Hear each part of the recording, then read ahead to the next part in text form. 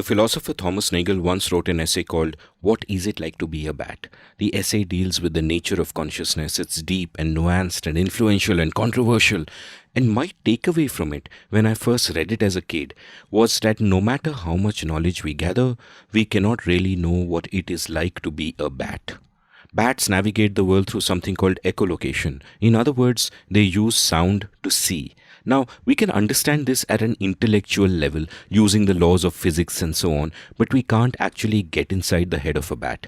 And why only look at other species? I would argue that despite being wired for empathy, it is hard for any one human to know what it is to be someone else. For example, I'm a man, and no matter how much knowledge or empathy I have, I can't truly know what it is like to be a woman, to carry that extra layer of awareness every time I enter a lift or walk on the street at night or just sense someone's intrusive gaze on me. Those extra layers would shape everything else about me till I wouldn't be me, and that's the whole point. And this is not just across gender. One of my favorite novelists, Georges Simenon, once said that the biggest tragedy in the world was that complete communication, is impossible between any two people in this world. Maybe we can never truly know other people who remain characters in the grand play in our head. Maybe we can never even know ourselves because we are wired to be self-delusional. But before I go too far down that road, let me come to the question that sparked my desire to record this episode. For someone born a Hindu in India, is it possible to truly know what it is like to be born a Muslim? Welcome to The Seen and the Unseen, our weekly podcast on economics, politics, and behavioral science. Please welcome your host, Amit Verma. Welcome to The Seen and the Unseen. My guest today is Ghazala Wahab, author of the book Born a Muslim, Some Truths About Islam in India. I loved this book, learned a lot from it, and I recommend all of you read it as well. This book contains multitudes. It is both personal memoir as well as a scholarly history of Islam in India through the centuries. It covers the different routes Islam took through India, from trade and travel to conquest. It covers the different influences within Islam, from the Arabic to the Persian. It looks at the harmonizing influence of the Sufis as well as the polarizing effect of the radical sects that later emerged, inspired by Wahhabism. It shows us how a series of events drove Muslims in India away from the mainstream and how their politics was often so disconnected from their social reality. Most of all, it shows us the insecurity that Muslims feel in India today and the vicious circle of mistrust and animosity that we seem to be trapped within. But there is also much in this book to take hope from. This conversation covers a lot of ground, and the first 90 minutes or so, until the break, are about Ghazala's personal journey, in a sense mimicking the structure of the book. I always begin my episodes by chatting about my guest's life so far, and I find it as fascinating as whatever subject we may be discussing. I may never know what it is like to be a bat, but it's a lovely feeling to get a sense of how someone else has been shaped. If I could say to everyone I met, let me walk for a moment in your shoes, and if they let me do that, I would be so lucky. So I always love this first portion, but if you want to get to the part of the show where we talk about the history of Islam, well then that begins after the first break at around the 90-minute mark. But hey, just listen to the full thing. Before that though, let's take a quick commercial break. One of the great tragedies of my life is that I had such bad math teachers in school. For that reason, I never got turned on to math till I was an adult and fell in love with it while writing about economics and playing poker for a living. But oh my god, math is so much fun. That's why I have an online course to recommend to you. Head on over to the sponsors of this episode, The Great Courses Plus, at thegreatcoursesplus.com and check out a course called The Joy of Mathematics by Arthur T. Benjamin. Over 24 lectures, this course will show you how to have fun with maths. In fact, I shouldn't call them lectures, but play sessions. The chapter titles include The Joy of Primes, The Joy of Algebra, The Joy of the Imaginary Number, The Joy of Infinity, joy, you get the picture. And that's just one of the many great courses on this aptly named site. The Great Courses Plus has a fantastic library of online courses from subjects ranging from music, math, cooking, history, political theory, and much else. They also have an app where you can listen to the audio of these courses the same way you're listening to this podcast now. and it will cost you nothing. You get 1 month of unlimited free access if you use the following URL: thegreatcoursesplus.com/unseen. That's right, unseen. thegreatcoursesplus.com/unseen for 1 month of unlimited free access. Count your blessings.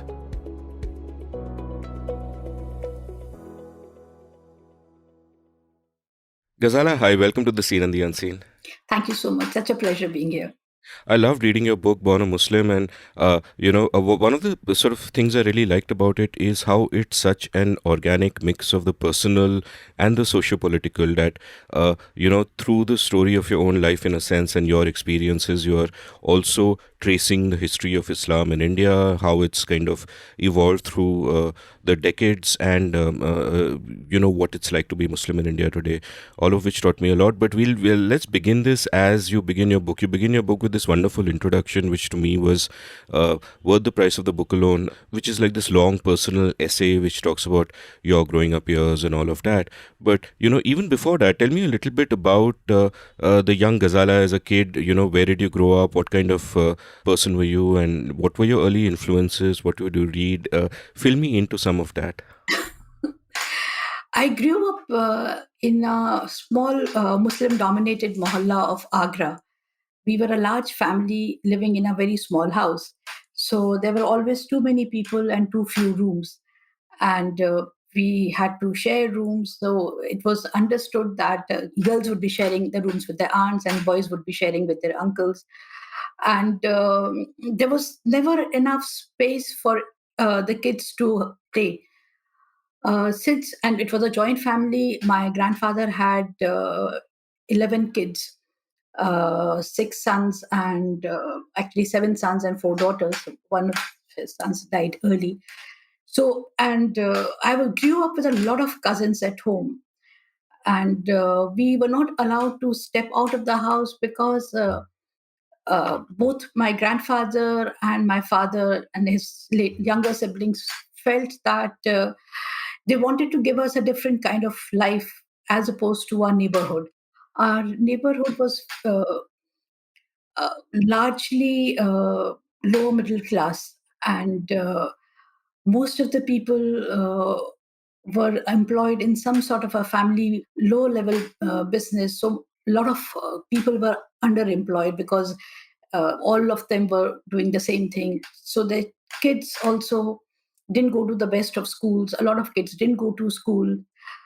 So my family and extended family, they wanted something different for their children. We all went to English medium school. I went to a convent school.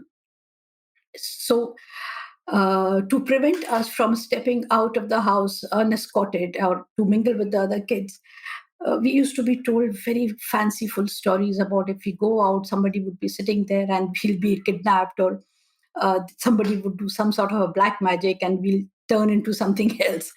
So that lane outside the house was always uh, full of dangerous possibilities.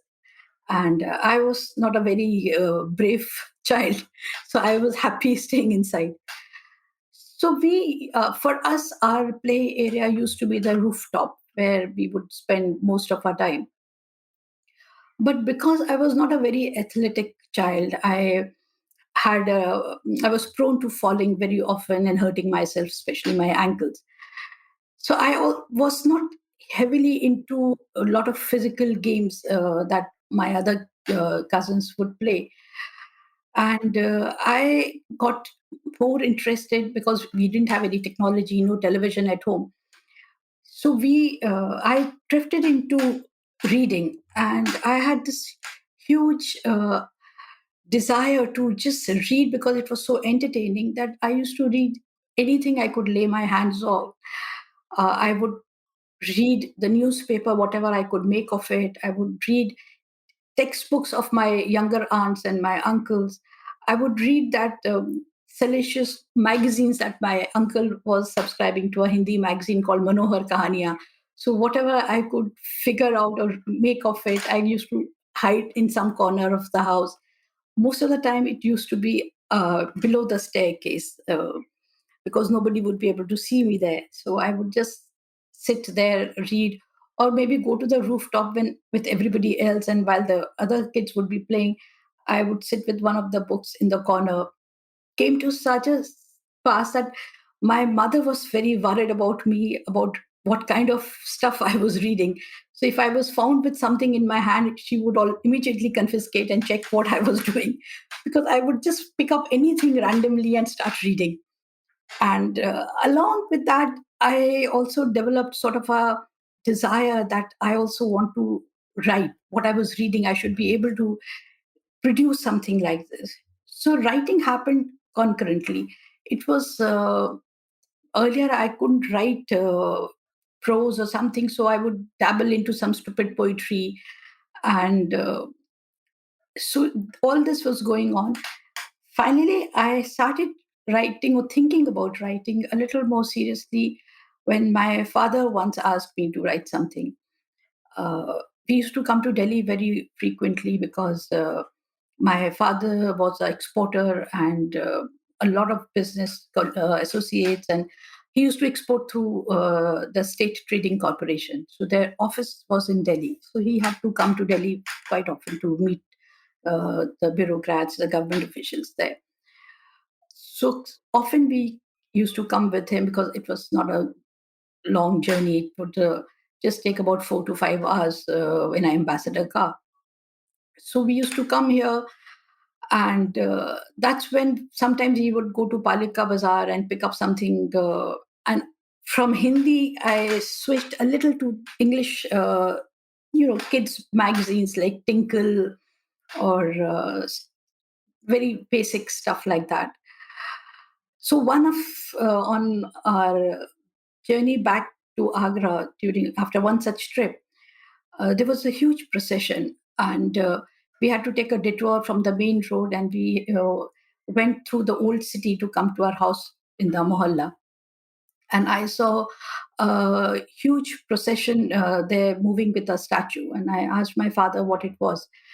So he explained to me that was Ambedkar, Dr. Ambedkar's statue, and the procession was being led by his followers, and they're taking it for putting it there outside the Agra fort. They were setting it up there. They had built a small park there where the statue was to be set up. And then, obviously, I was curious who Dr. Ambedkar was, so he told me the entire story of his life, how he was a low caste, he had to sit outside the classroom, and how, despite all that, because he was so diligent, he worked so hard, he became such a huge personality that he actually wrote the Constitution. I mean, he told me he wrote the Constitution. It's much later that you realize what he did. So once we reached home, he asked me to write it down for him to see if I've understood correctly. And over the next 2 3 days, I wrote whatever I remembered in a very haphazard sort of a English, because English was not my neither of us first language, and we also didn't speak English at home. So whatever language I knew it from the school. So I wrote it down, a few 10 15 sentences, and showed it to my father. He was very happy. That encouraged me a lot. I thought I have some potential as a writer. Few days later, there was this incident of two gangsters, Ranga and Billa, kidnapping these siblings, uh, Sanjay and Geeta, and this was all over the newspapers. We used to get Amar Ujala at home, and I read the headlines. I read a little bit of the news, and I asked again my father what this incident was about. So he explained it to me, and again, he asked me, why don't you write it down? So then I wrote it down. And I tried to copy the newspaper style of writing it, like intro, just summarizing what happened and then giving a little detail. So that's how I was writing concurrently as I was reading. But my reading was not really literature. It was reading of the papers which were coming home, reading of some stray magazines, and just whatever I could lay my hands on. That was also the time our family was, we were moving up the ladder of economic prosperity. So things were gradually changing at home. And so my access to a lot of things were also improving gradually. uh, Subsequently, we moved from this house to another house that my father was building, and this was we were a nuclear family now, except that my younger uncle had come to stay with us. uh, and here everybody, or all of us, had our own rooms. There were attached bathrooms, which was a huge luxury. I had never imagined something like this. I'd only seen it in hotels. And my father had gone and set up had placed bathtubs in each bathroom. So it was again a huge luxury. And very ambitiously, he had built a study in this house. I'll just take you back a little bit. And my father himself was not a uh, school educated person. His learning of the languages was also self tutored. And my mother also just did class 11th, and then she got married.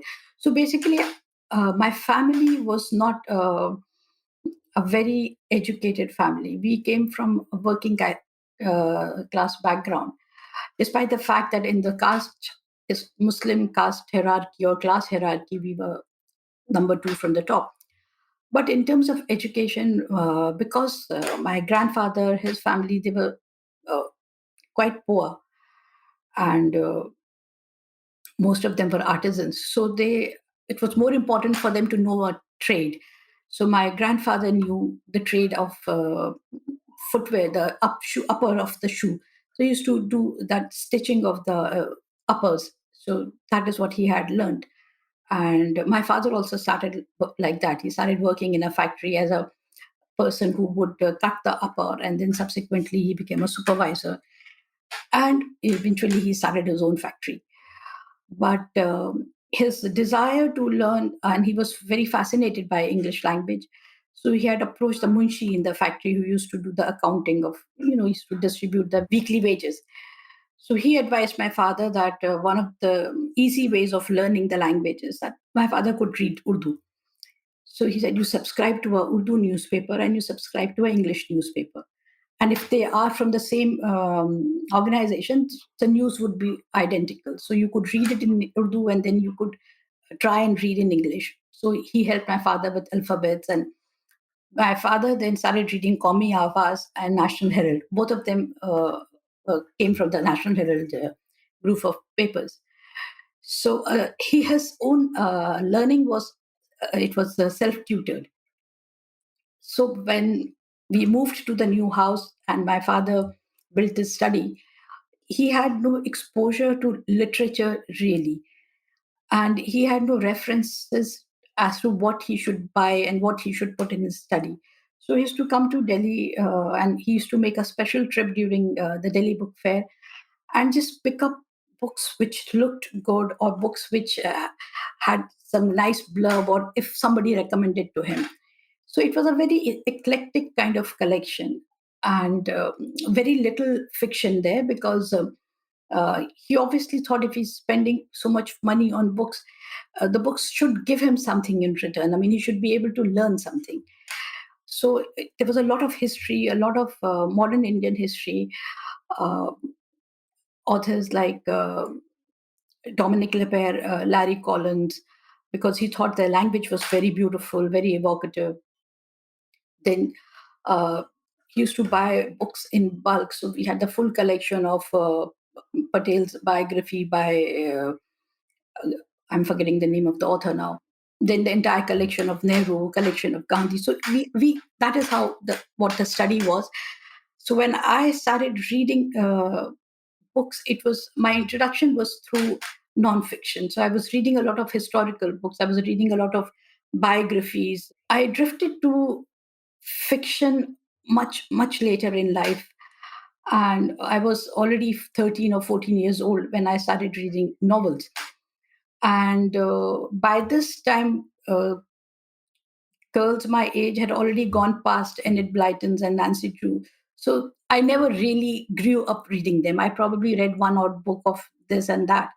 But I then moved to other authors. And alongside this, I started fancying myself as a poet. because I thought that I was introduced to Urdu poetry through my parents. They were heavily into poetry. So I couldn't read Urdu, but I used to ask my mother if she could read out verses to me in Urdu, or I would nag my father to read out passages from Maulana Azad's Ghubare Khatir, where he's talking about his experience in the jail. So all this drew me to Urdu, and I somehow was very attracted to the style of ghazals. And even though I didn't understand a lot of it, I just loved the sound of it, and I used to memorize verses and recite them to myself. So my parents thought that maybe I can be a poet. So Urdu teacher was appointed, and he was also a poet. So he started teaching me Urdu poetry. And I started writing a few verses in Urdu, which I thought were very bad. And finally, I realized that I'm terrible as a poet. And I was embarrassed of my own verses, which I wrote. And around that time, I think I came back to English writing, and I started writing some sort of a long form of writing, just putting together in an nonsense ideas which would come to me, or sitting in my study looking out of the window. So I would just write a descriptive essay sort of a thing, a short piece, just describing that moment. Maybe what helped in this was I was a huge daydreamer. I had never been bored of my own company. I never ever said this to anybody that I'm getting bored. If I had nothing to do, I would just sit idle and daydream and just imagine things happening to me, imagine things happening around me. And I could spend hours doing just that and not be bothered at all. So when I started writing, a lot of my writing, my trial and error sort of a writing used to be just describing a particular scene that I was either imagining or witnessing. So that is how I was when I was growing up. And I didn't have too many friends. I didn't make too many friends. So I don't want to say that I was a lonely or I preferred being on my own, but I did like to be on my own a lot of times. And even if I was with friends, if I was, as I was growing older, I often wanted to just come back and sit in my room and just be on my own. And probably that was one of the reasons, because I had my own attached bathroom. I used to spend a lot of time in my bathroom because nobody would disturb me there. So I would just lock myself in there and sit there for a long time. So that is what it was growing up. Yeah, there is so much to unpack there, and just from sort of what you said right now, there's so much that I want to talk about. Let's kind of, before we get to the personal narrative of how events unfolded around you and your family and all of that, I'd like to stay with reading a bit. Like, first of all this makes me very sort of nostalgic, because younger people today don't realize what a joy it was to read anything that you could get your hand on back in those days when you didn't have the internet and the world of information at your fingertips. In fact, I think a defining image for all Indian kids growing up in the 80s would be the one that you described of yourself sitting under the stairs reading Manohar Kahaniya, which is to me, the story of so many people just sort of in one image. What also kind of strikes me is the multilingual nature of how you were coming up. Like, one thing that I've realized is that being from a fairly like, I was from a fairly privileged background, and though in one sense it was a restriction, in the sense that everything I read was essentially in English. I read a little bit of Hindi here and there. I did well in school and all that in Hindi, but all my reading was English. Many of the people I later encountered in working life were also people who grew up reading English newspapers, English books, got everything from English. And in a certain sense, that limited their worldview. This is a theme I've explored with earlier guests in episodes. I think it came up when I was chatting with Akshay Mukul, Rahul Verma, both of whom also read in Hindi while growing up. And number one, did you feel that being multilingual like this, reading these multiple languages, Hindi, Urdu, English, that it kind of that your vision was broader than, say, maybe the people you would subsequently work with in journalism or whatever, that you had seen things that they would not have known or expected, because many of us English speaking elites are kind of, in our little bubbles, and we don't really see the world outside. But you had, of course, through growing up, you had gotten a glimpse of that, but also through languages. And I'll wait for you to answer this, because there's a related question which also fascinates me, which has to do with language. But what's your take on this? This exposure to different languages, it was not just a question of language, it was a question of different world altogether. Hindi, as I was used to go through the textbooks of my aunts, I became familiar with writings of Premchand at a very young age. Probably even at a time when I was not intelligent enough to grasp the depth of what he was writing, but I could read and I could see a completely different world. Or writers like Hindi versions of Manto. Now it was hugely shocking, his work, for a child to be reading that. It was really a completely different sort of a idiom, a completely different sort of imagery that would conjure up in your head. So I felt that I was exposed to a variety of things, which when I came to Delhi and I was exposed to entirely the English speaking group of friends in my college, and subsequently when I started working, they were not exposed to this. So when I would talk to them, they would be talking about Chekhov, and I would. I had read Chekhov's in life, but my understanding, I mean, I could relate to that poverty part of it, because I had. It's not that I had seen any poverty. I didn't. I was privileged in the sense that by the time I was growing up, my family had resources. But having read this, I could understand. I could make the connection. Probably another thing I would want to add here is it's not just the languages in the novels or in the books, it's also the languages of the newspapers. And I would come back to the newspaper for the simple reason, as a journalist, my exposure to newspaper writing in India has been greater. And I have seen how newspapers have evolved in India since the mid 80s onwards. Mid 80s was the time when I was in my teens and I was reading the newspapers on a very regular basis. Uh, I'll give you a small example. In the Hindi, in the 80s, probably there was a government directive that if there was a communal riot or a violence somewhere, the communities would not be identified. So it was all the newspaper reports would say one community has rioted and the second community reacted. Then the police opened fire and four members of one community have. So they would be like that, very vague. I always was curious, who are these communities? Who was the instigator? Who started the riot? Who were the people killed? But the English newspapers would not put this out, maybe out of the government order or out of deference for sentiments or whatever. But the Hindi newspaper were very clever. They papers like Amar Ujala, Dainik Jagran, they would say Bahusankyak, which is majority, and they would say Alpsankyak. So you would know which community has done what. So they were cutting across the government directive in a very clever way. The Urdu newspapers would identify. They would identify the victims by not by the community but by names. So you knew that in the police firing, Javed and Sajid and so have died. So they were actually short circuiting the government.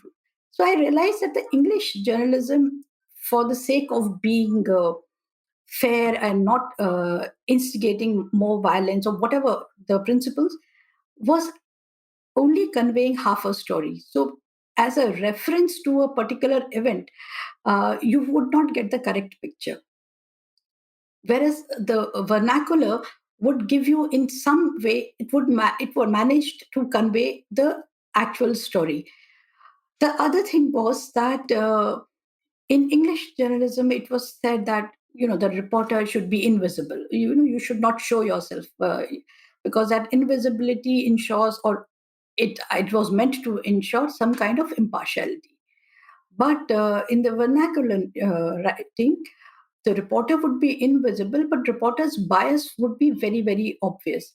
So it was when I was growing up, even then in Agra, I was conscious of the fact that this particular reporter, if he's saying this, there is a lot of exaggeration in a certain report. So you don't have to show yourself up, but your bias shows. So when I had come to Delhi and I was studying in college and I used to interact with my classmates, I realized that our sensibilities and sensitivity towards our environment were very, very different. For example, another example, this Mandal agitation was at its peak when I joined college.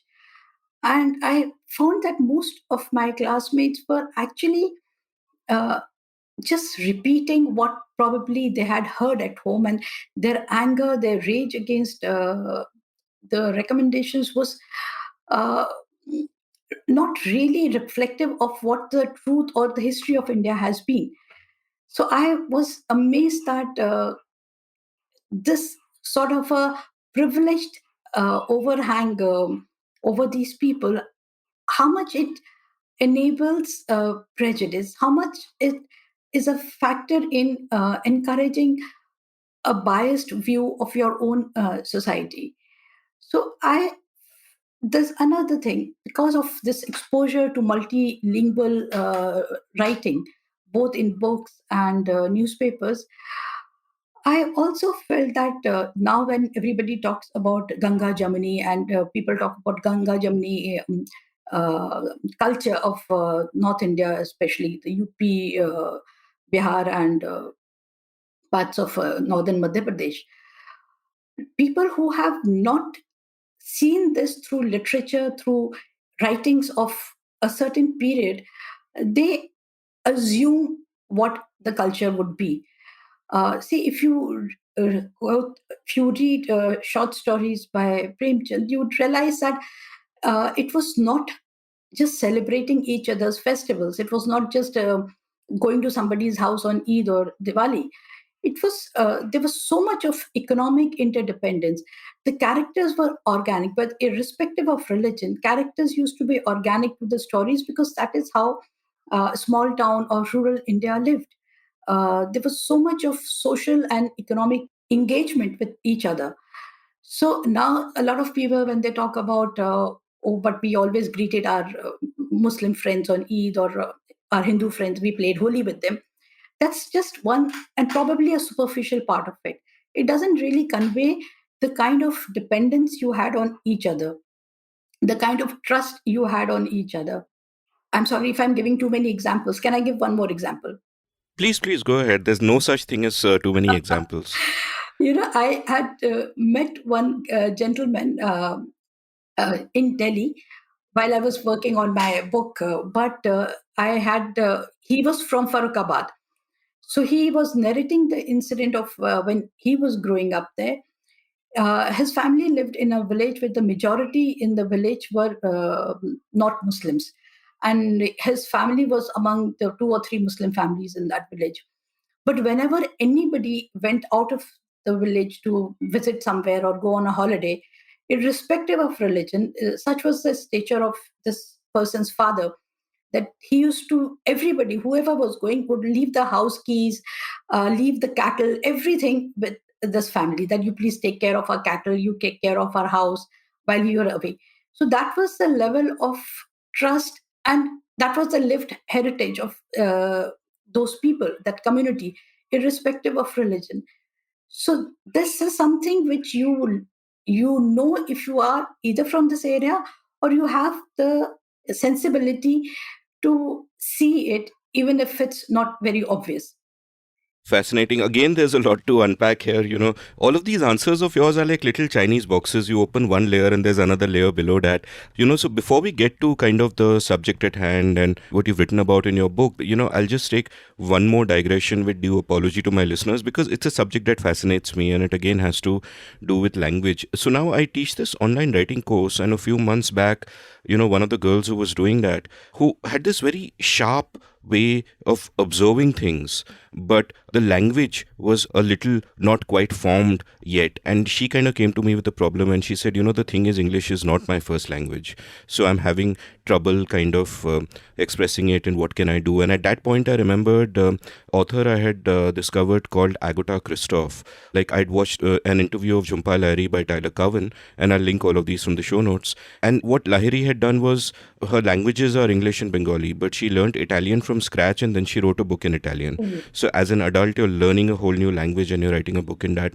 So when Tyler asked her about that, she pointed to the example of Agota Christoph, who essentially, I think, during the war, shifted as an adult to France from somewhere, maybe Hungary or wherever, I don't remember, but shifted to France, learned French at the age of 2021, and then wrote a series of incredible books in French, a completely new language to her. So I recommended to this the participant in my course that why don't you try reading Agota Christoph, and because her language is very sparse, very powerful, and all of that. And she recently told me a few months after I gave her the reco that she loved those books, and two, what she started doing was that she started copying from the book, in the sense writing each sentence again by hand to get a closer sense of what the language was like. And that struck me as something beautiful and inspiring, because what it means is that you're looking at the language with, so to say, gehrai and nazdiki, Yeah. which you otherwise don't. Because we people, like I take English for granted. I have to remind myself to be mindful and, go word by word, notice all the little intricacies of it. But because she was kind of new to it, she was doing this, and it struck me as such a beautiful thing to do. And therefore I want to ask that, you mentioned that you at one point you were drawn to poetry, and it again struck me that anyone who is, for example, exposed to Urdu would turn to poetry, because Urdu is such a beautiful lyrical language. English almost seems like a functional kind of dry language compared to that. So your experience in these different languages, do you think in some ways it shaped the book you write? Like, everything that you've written is obviously very accomplished. No one can tell that English is sort of not your mother tongue in that sense. So, did you ever during the course of your time pay that kind of attention to language growing up? Maybe, like everybody, of course, as they get into journalism and writing, will pay attention to craft. They'll learn to edit, they'll learn to do all of that. But did you feel that there was some, element of looking deeper at the language while you were writing in it? Actually, no. I think language or writing in English came very naturally to me. I have no idea how. Even when I was writing grammatically incorrect English, my tenses would be a bit haywire. I was always able to put the imagery that I was thinking or I was looking at on paper. When I was in first year college, some like I think the general elections announced, and I had gone to Agra, and I saw this. I'm forgetting the name of the candidate, Nihal Singh or somebody. I saw an entourage of this guy during the campaign. I was driving on the highway, and just short of Agra, there was a dhaba, and I these guys were there. So I saw that entourage, and I just liked that image, the visual image it conjured up of people in white kurtas and topis and all those charpais just outside the dhaba, and you know, some guys coming, people coming, touching the feet of this candidate. And so we had stopped at the dhaba for tea, and I was watching these things happening there, and it was so fascinating for me that I wrote that scene. And when I came back to college, we were sitting with some friends, and I showed it to one of them. And then somehow it went to my class teacher's hands. I don't know how that went there. And he was so fascinated. He asked me to come and read it out. So I was made to read it out to the class. And I was embarrassed because while I was reading, I realized that there were a lot of mistakes in it. The articles were missing in some places because I had just written it because it was fascinating. So he told me that, you have a very descriptive way of writing in this things. Maybe you should pursue this a little more seriously. And I realized that even though I was probably not as proficient with the grammar of the language, I was able to express myself and maybe use it in a way to describe things, and maybe describe them in a manner which gives you a sense of what I had seen. So probably the Urdu poetry played a role in this, because there is a form in Urdu poetry which is a descriptive form. You know, beyond Urdu poetry has a lot of forms. I mean, the most popular are ghazals and rubais and nazms to some extent. But then there are other forms also. There are forms where you are describing scenes. There are forms where you're exaggerating situations. So it has a variety of forms. So when I was learning the poetry from my teacher, uh, he acquainted me with these forms, and I was fascinated that actually poetry is not enough. Within the poetry also, you have distinguished one form from another, and probably that had some sort of a impact on me, just describing a situation as it was. Why I'm going on about describing per part is that maybe when I became a journalist, when I joined my first job, uh, it was, I mean, my seniors decided that I should get into feature writing, because I was more suited for feature writing as opposed to daily news reporting. Because news reporting doesn't give you the option of or the luxury of just going off tangent and spending so much of space on building up the situation or building up the story. So I don't think I had a struggle as far as writing was concerned. The struggle part was always trying to cut short my flight of fancy and come to the point. That's really fascinating. And, someday we should do an episode on the different forms of writing in Urdu and all of that. But I suspect if although this is one of my sort of pet themes, if I continue talking more with you about this, my listeners will be that, hey, that's not the subject of the book, kindly get on with it. So, and it's interesting, you just spoke about how when you were in college in the late 80s, when Mandal Commission happened and your classmates approach and all. And in the book, you also said something very interesting there, which is that none of them asked you anything about yourself, that even if they had their anti-Muslim prejudices and all of that as evident in their politics, you almost wish that they would ask you, what are Muslims like, what is it like to be a Muslim, and they never asked you, which was in contrast to something which you describe from your school days, when you write, quote, their questions covered the entire gamut from genuine curiosity to inherited prejudice. Why do you fast during Ramzan? Do you put meat in all your food? Some questions stemmed from stereotyping. Why don't Muslims bathe every day? And some were downright ridiculous. How many mothers do you have? Stop quote. And so my question to you is that, on the one hand, you are growing up in a Muslim family, in a Muslim mohalla. At the same time, your family is kind of insulated itself from the street around it. Like you describe how, all the rooms would have a window open to the inner courtyard, but none to the outside because, like you mentioned earlier, you weren't supposed to venture out. It wasn't safe. It wasn't great. So what was your personal view of Islam as a kid growing up? How big a role did it play in your life? And how did you imbibe it? What did it mean to you? And what did it mean to the other kids around you, like your cousins and so on? You know, when we were growing up, we were initiated into religion in a very simplistic manner. As kids, we were taught the first kalma, which is just two lines, and that was enough. Beyond that, there was no formal initiation in terms of learning how to say the namaz or learning to read the Quran, which is what happens in most Muslim households. You start learning the alphabets from a very young age, and in a conservative Muslim family, a child is expected to finish the entire reading of the Quran by the time she is 7 years old. But in my family, that never happened. Not just my immediate siblings, but my cousins also. We never did that. Though we had a mosque right next to our house, and I grew up listening to the muezzin's call from childhood. So much so because I used to hear it 5 times a day, and sometimes more than that, because on special occasions there used to be late night prayers as well. And because of which I knew it by heart.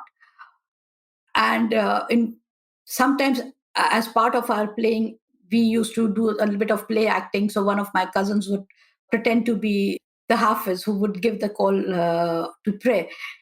So he would recite the prayer and we would join in, or so it was all in good fun.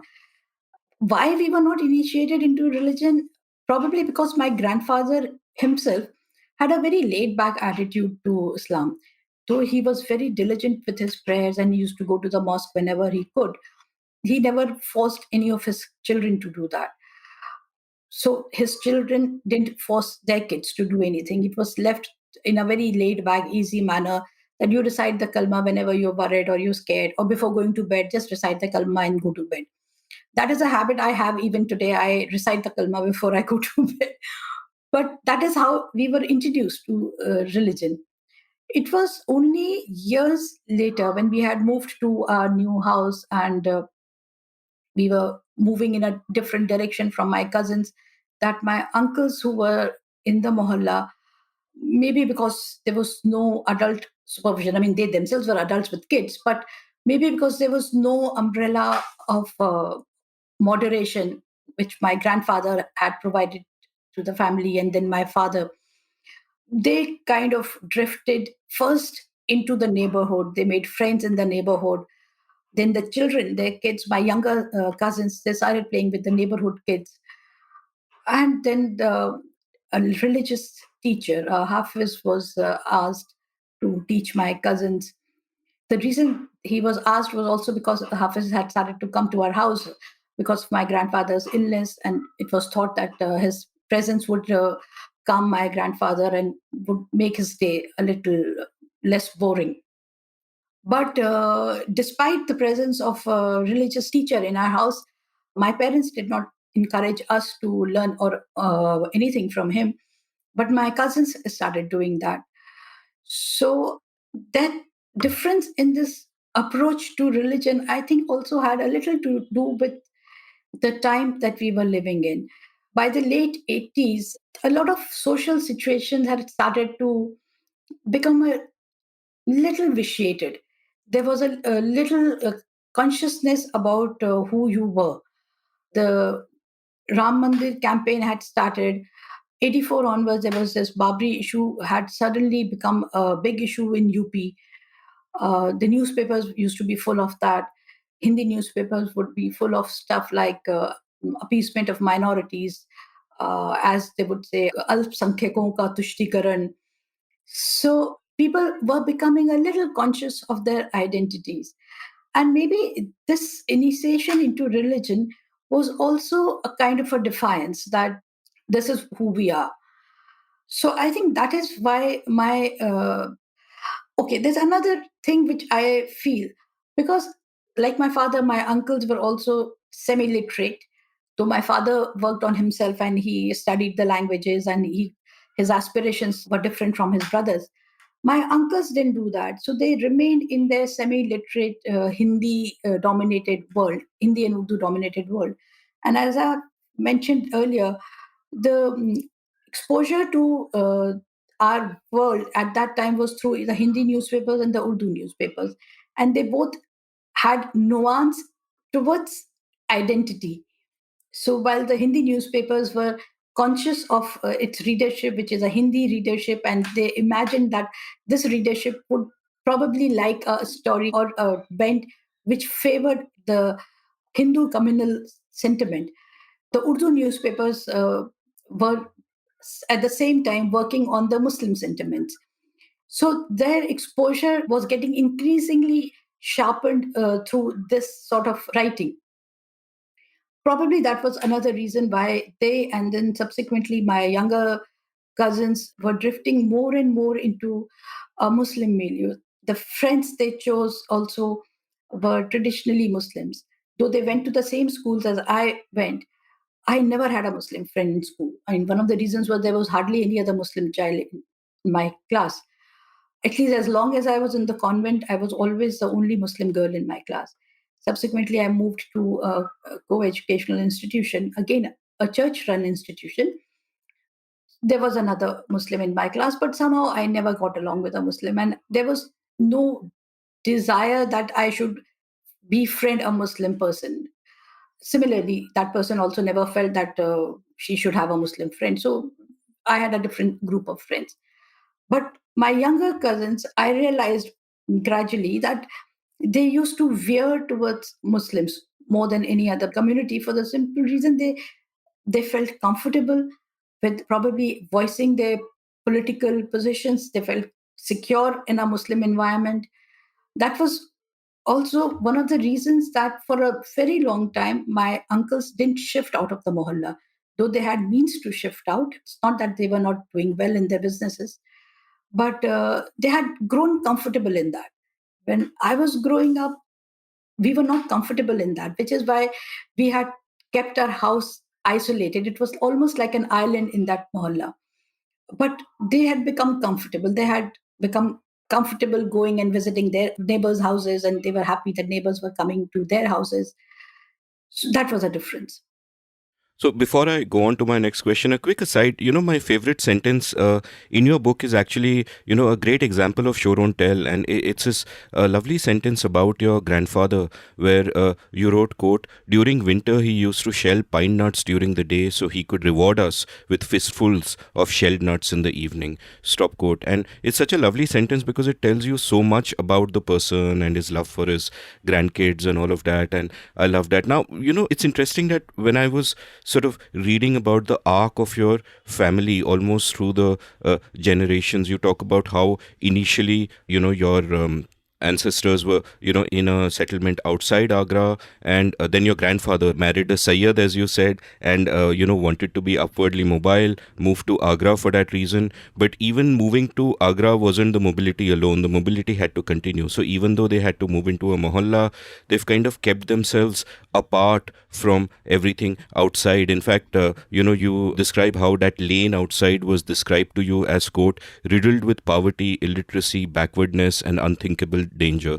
Stop quote, which strikes me how many Hindus would describe Muslim areas even today. And then that further mobility happens where your nuclear family and a younger uncle, you move to a separate place. And here, what is sort of interesting to me is that you've gotten away from this sort of milieu. You've become mobile. Your dad has become very successful and rich, and you've moved, almost out of the ghetto, as it were.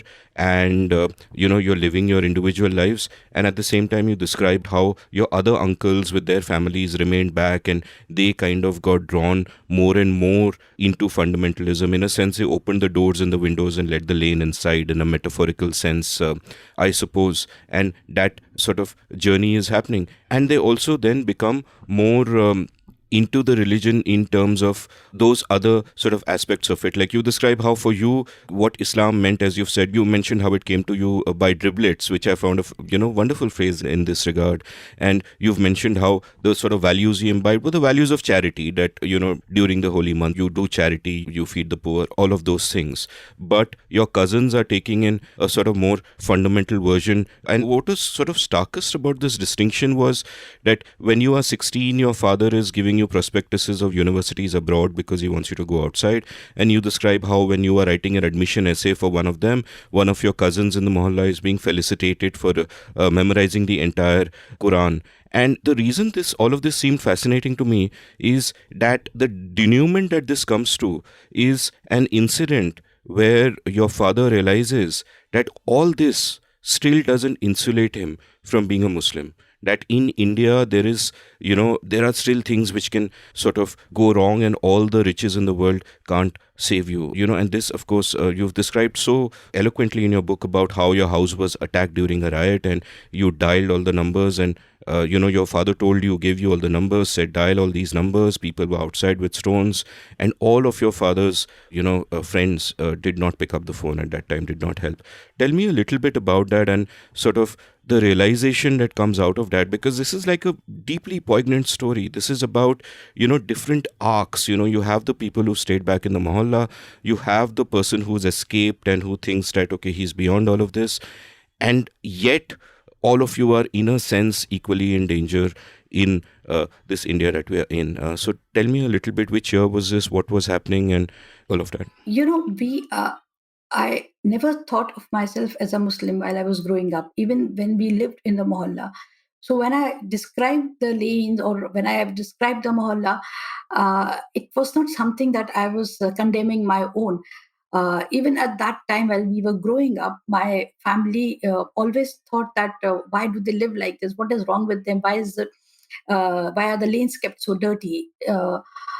So they wanted to insulate us from what they viewed was people of a certain kind, not necessarily Muslims, though they were Muslims, all right, but we did not see ourselves as Muslims and we did not see them as Muslims. We just always thought that these people are less civil than we are, and they have less ambitions and less desire to go beyond what they have inherited from their forefathers.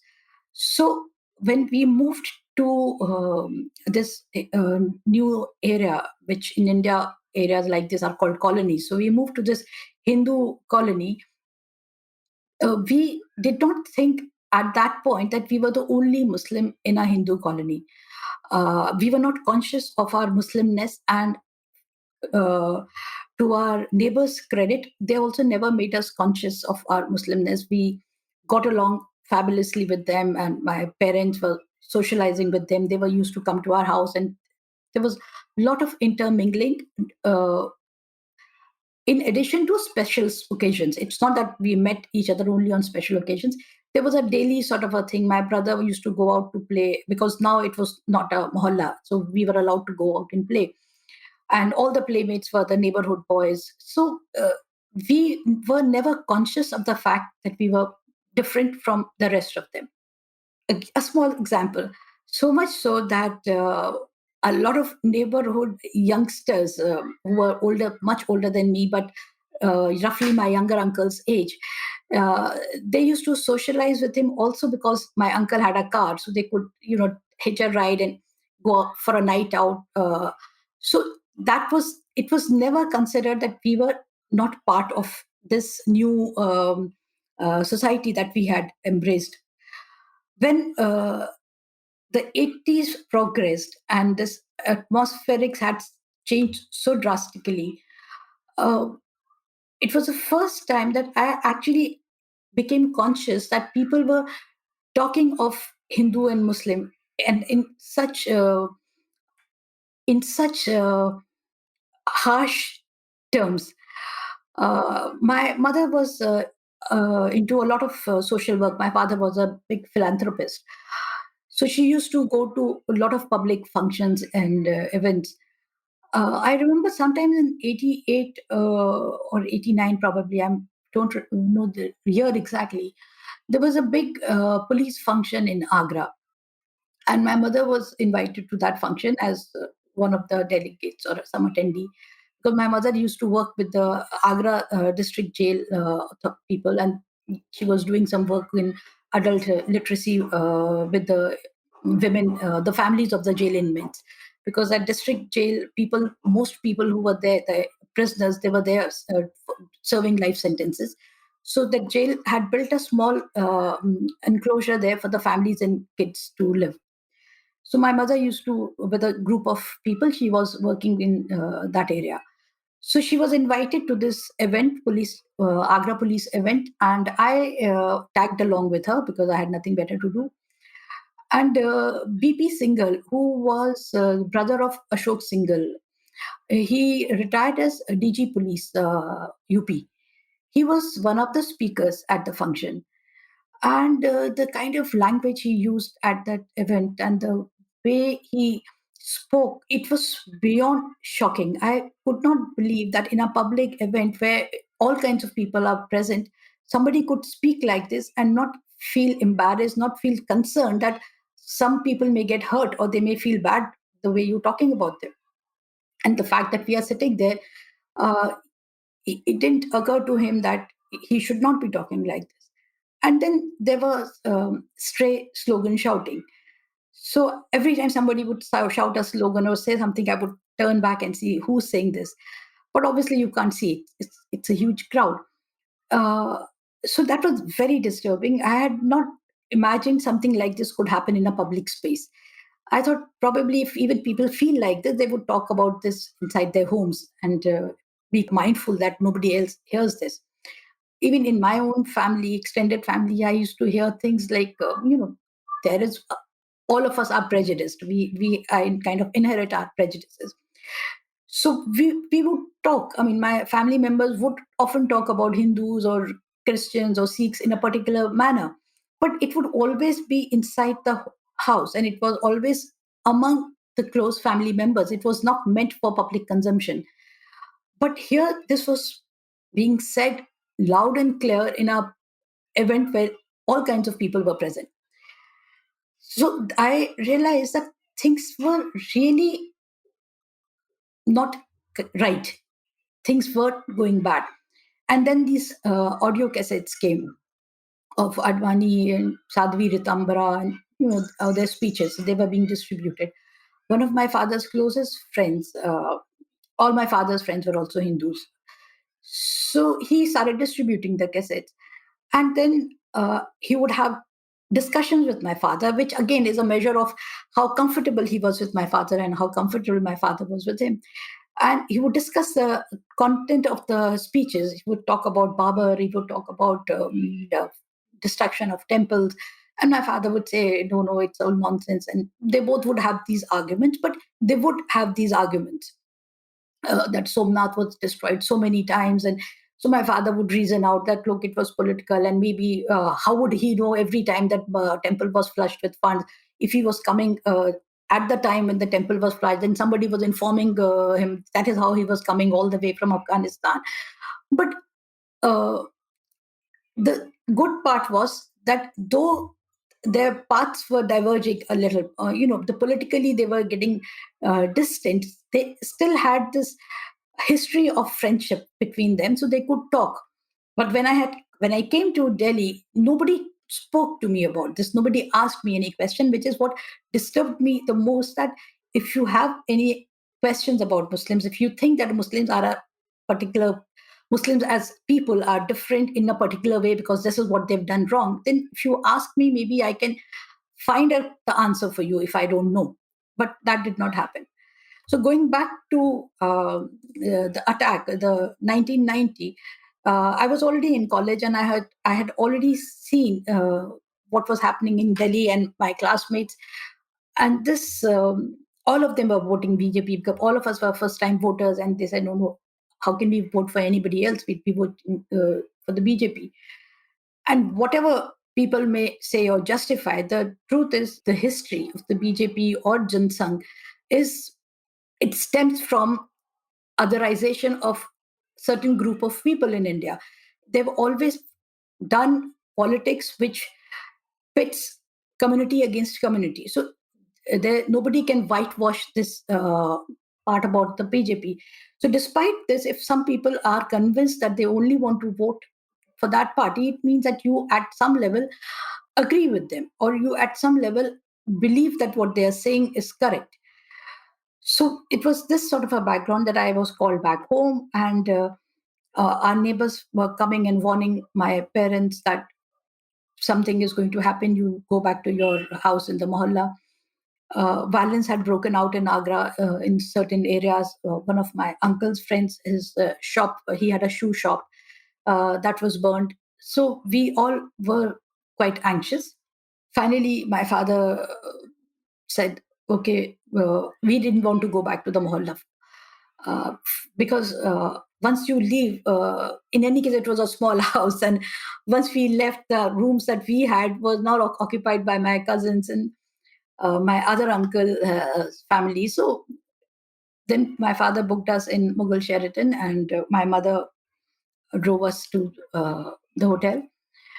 Then sometime in the late afternoon, she got very anxious. And this was the day when our neighbors had persistently pushed my father that, we have information and there's nothing we can do. And my father saw their point. It's, you can't argue with a mob, and you don't know what the mob would do or what the size of the mob would be. And it doesn't really make sense that you expect your neighbors to stick their necks out. They could probably, but why take a chance? So my father sent us off, but we came back in the afternoon because my mother was very, very anxious. And sure enough, in the evening, There was a lot of slogan shouting happening. So my father gave me this telephone book, and he said, just call up these people, keep calling them up, and tell them that our house is likely to be under attack. And these are the people my father had been socializing with for many years. In a small town, whenever there is a new DM or a new DIG, it's customary. I mean, they also come and they ask their office staff that who are the people that we should know. And the business families, they also feel that it's a matter of prestige that you're friends with the district authorities. So apart from the prestige part, it's also some sort of insurance cover that if you need, you can ask these guys to help you. So we knew most of the district authorities very, very well. But that evening, nobody answered any calls, even though I called up the residences also, but nobody answered any calls. And around dusk, when it had just about to get a bit dark, a mob started walking towards our house. And our house is, we have a very narrow, a short porch, and then there's a gate. And the inside door has a glass panel on one side. So from the glass panel, you can see the porch and the gate and the road beyond. So my brother, younger brother, and I, we ran to the glass panel and we started looking out, and we saw this big group of people carrying fire torches walking towards our house. And my mother was screaming. She said, come back in," because she thought we may get hurt. And they came and stopped in front of the gate, and they were shouting slogans. And then we identified this neighborhood boy, and we came back, we ran inside and said, "Oh, this boy is there." So my father was very sanguine. He said, "Oh, so obviously they won't do anything because this boy, he knows us so well." But then they started throwing stones, and that is when everybody panicked, because the distance between the gate and the house is not much. And my father had a licensed revolver. So my uncle knew where it was kept. He went in my father's room, he took it out, and he tried to go to the rooftop and he said, "I'll just fire a few shots in the air." And my father had better sense. He shouted and screamed after him. And my mother also kind of ran after him to pull him back physically. That, I mean, father said that if you fire one shot, they'll burn the house down. Finally, my uncle calmed down and he came back.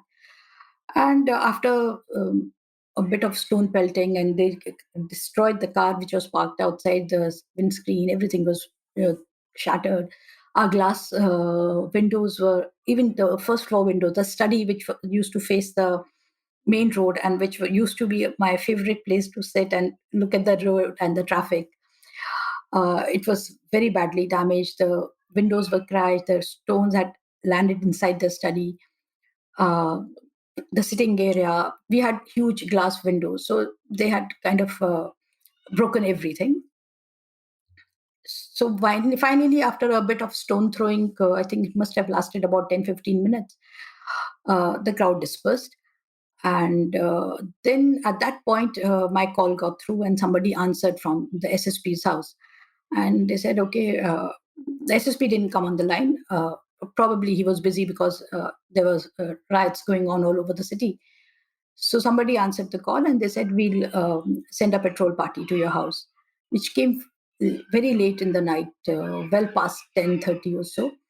So my uncle and my father went to speak with the policemen, and they said, no, we'll include your house in our nightly round, so nothing will happen. Don't worry, you go to sleep. Obviously, we couldn't have slept with so much of fear all around. And then next morning, there was a police cordon and search operation was carried out in that mohalla where my uncles were, and all men, and they didn't distinguish between men and boys. They were rounded up and taken away. So my cousin, who's 6 years younger than me, he was also picked up. He must have been 13 or something. Uh, and fortunately, that there was an all elderly constable who took pity on him, or he probably recognized him from belonging to this family. So he allowed him to jump from the jeep when it was turning on the main road. And from there, he walked to our house and informed us that this is what has happened. So my uncle and my mother and I, because by this time I was studying to be a journalist, and I had assumed the role of a reporter already. So I tagged along and we went to the house. And it was absolutely quiet. There was no noise at all. And this was a house which was always so noisy. People were screaming on top of their voices. There was no privacy for anything. And it was absolutely eerie. There was no noise, no sound. So we opened the door, my mother pushed the door, and it opened into that central courtyard. And there were things strewn all over. There was a television set, there were cricket bat, there were a lot of things lying there. And my mother, obviously, in total panic, she screamed out my chachi's name. And they were all huddling in one of the storerooms in the ground floor room. So they came running out, and everybody was crying. And uh, then they narrated how the police had come early in the morning and taken everybody away. My father and my uncle, they went round to various places. My father went to the DIG's office, but my uncle went to the local police station, and they kept denying that anything like this had happened. But finally, my father managed to speak with the DIG, and he said, "Nothing will happen. I assure you that your brothers will come back." They came back late in the afternoon, and they were quite badly bruised. Uh, the neighborhood, all the men from the neighborhood, they came back in the course of the night and the next morning. They were even badly hurt. A few were hobbling, and they were probably some had broken bones. Fortunately, my uncles didn't have any broken bones, but they were bruised. They were hit on their calves and on their backs by batons or something. So they had all those blue and black welts on their backs. And my younger uncle had a cut on his forehead, very close to the eyelid. So that was a very harrowing thing, because all of us kind of got together and was wondering that you think that if you're living in a mixed community, you would be secure because it's an upper middle class society or a colony where people of a certain class live. So it will be insulated from petty roadside violence. But that doesn't happen. And then you think that in a Muslim mohalla, everybody is a Muslim. So you have security in numbers. But then if the police gets after you, then even that is no longer secure. Probably a mohalla is secure from a riot, because a Hindu mob will not enter a mohalla thing because of preponderance of Muslim population. But what do you do if the police enters? So basically, if you have to be targeted, if there is a political directive that a particular lesson has to be taught, or a few hours notice, it's a window of a few hours that you give, okay, just do whatever you want, and then the law enforcement will take its course. So if that kind of a thing happens in a situation, then it doesn't matter what distance you have traveled, your education, your financial situation, your thinking, your worldview, even your modernity or progressiveness. None of that matters at all. Yeah, I mean, I was struck by this trade off which should not exist in the first place. It should not be a trade off, but it's this trade off that comes up when your, dad is thinking of shifting your family from the mohalla. And you write at that point, quote, "We didn't know where we would be more secure, in an upscale Hindu majority neighborhood where the privilege of the residents would throw a security blanket around us, or in a Muslim majority lower middle class mohalla where the numbers would insulate us." Stop quote, which sort of reminds me of something that, when I was chatting with Annie Zaidi in my last episode, there's this poignant quote from her book about home is not just a place where you are safe, it is a place where you can be visible. And that sort of strikes me in this context. And later on, after the riot happened and all of this happened, you wrote a quote. In the family comprising six brothers and four sisters, these two men had most visibly shed their ghettoized Muslim identities. They were at home in the social, cultural, and economic life of Agra, hobnobbing with the who's who of the city. And yet, when it came to communal division, they were nothing but Muslims, forever suspects, forever scapegoats. Stop quote. And then you talk about how, as this period progresses, and obviously Hindu nationalism is on the rise, Hindutva nationalism rather, and you talk about, you write quote, demonstrative religion was all around us. As a benign Ram Ram was replaced by the militant Jai Shri Ram, people started huddling with their own kind. A lot of business class Muslims who had stepped out of the mohallas and built swanky houses in mixed localities returned to the smothering comforts of narrow lanes and closed minds. Stop quote, which is, of course, not just literal but metaphorical. Tell me about this kind of shift that now happens, because it strikes me that this is going to be the natural tendency, that if I am attacked, if I am seen as another, I will obviously look for comfort from those of my own kind. So it almost makes this ghettoization completely natural. And obviously, my sort of a reading of the history of the last couple of 100 years, and we'll discuss that in much more detail because you've written about that in your book as well. But my reading is that these fissures have always kind of existed, but it's only now that, in a sense, politics has caught up with culture. So is that what is happening? Is it a vicious circle? Is there this increased ghettoization? What was your own response to this, and what was the response of others around you? There is, I would like to make a distinction between a Muslim majority area and a ghetto. Uh, Now, a lot of Indian towns, they have community specific areas which have grown organically, which have developed organically in a city. Like in Delhi, you have the Jama Masjid area, or you have Nizamuddin West area, which were always part of the city. Or in Bombay, you have Muhammad Ali Road, or you have Bindi Bazaar. So Muslims have traditionally lived here. They did not go there because they were scared of living anywhere else. They have lived there for generations, and even rich, prosperous Muslims live there. The facilities which other areas in the neighborhood have are probably available to these areas also.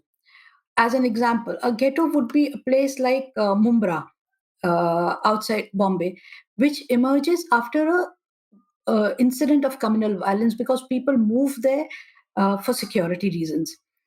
A Muslim majority area, people live there not so much for security reasons, but because they have lived there, they're comfortable there. The kind of people they've grown up there live are all around them. Uh, they identify themselves more as Muslims, so they're comfortable with Muslims around. Their eating habits are similar. Their mosque is there, so they can go there. There's a madrasa there for the children, so it's a comfort factor. So most small towns in India have these Muslim areas. So the mohalla which I grew up was dirty and all of that, but it was not a ghetto in the real sense of a ghetto as you find in Delhi now in the Okhla region. Uh, because Okhla area is a ghetto, you find this huge presence of police there. And a policeman in plain clothes. They are basically spies. They are basically from the intelligence agencies. They're keeping tabs. This is the area where if you have an address of Okhla or Batla House in Delhi, you are less likely to get a bank loan. You're not 100% not going to get a credit card. The delivery services, even a pizza delivery is not possible. The pizza delivery boy would say, okay, you come at some point and I'll leave the pizza there. So these are the places which are not organic to a city. These are the places that have developed because the law enforcement agencies have not acted on time, and the government has not done anything to prevent this sort of uh, pervasive fear from taking grip over the people. Uh, what happened? in Agra, after this incident of 1990, that was the only Hindu-Muslim communal riot in Agra. Agra has no history of communal violence. Even during partition, there was no communal violence in Agra. So it has always been very insulated from communal prejudice. I mean, people may have been prejudiced, but it was never vocalized. But all this happened in the late 80s when it was being vocalized, early 90s, where people have started talking in this very communally charged and harsh, impolite, uncivil language. So this, even today, Agra has a lot of places where Muslims live predominantly. And after the 1990 violence, a lot of Muslims who had moved to fancy, swanky places like our family, they went back. Uh, a few of them I have heard from my brothers that have returned to their houses because they didn't sell their houses. They just went back to the family homes.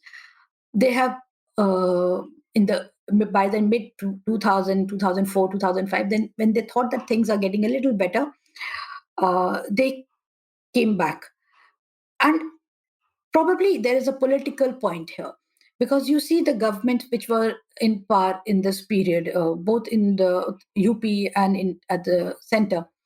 So maybe that gave them some sort of a confidence that we will not be subjected to violence.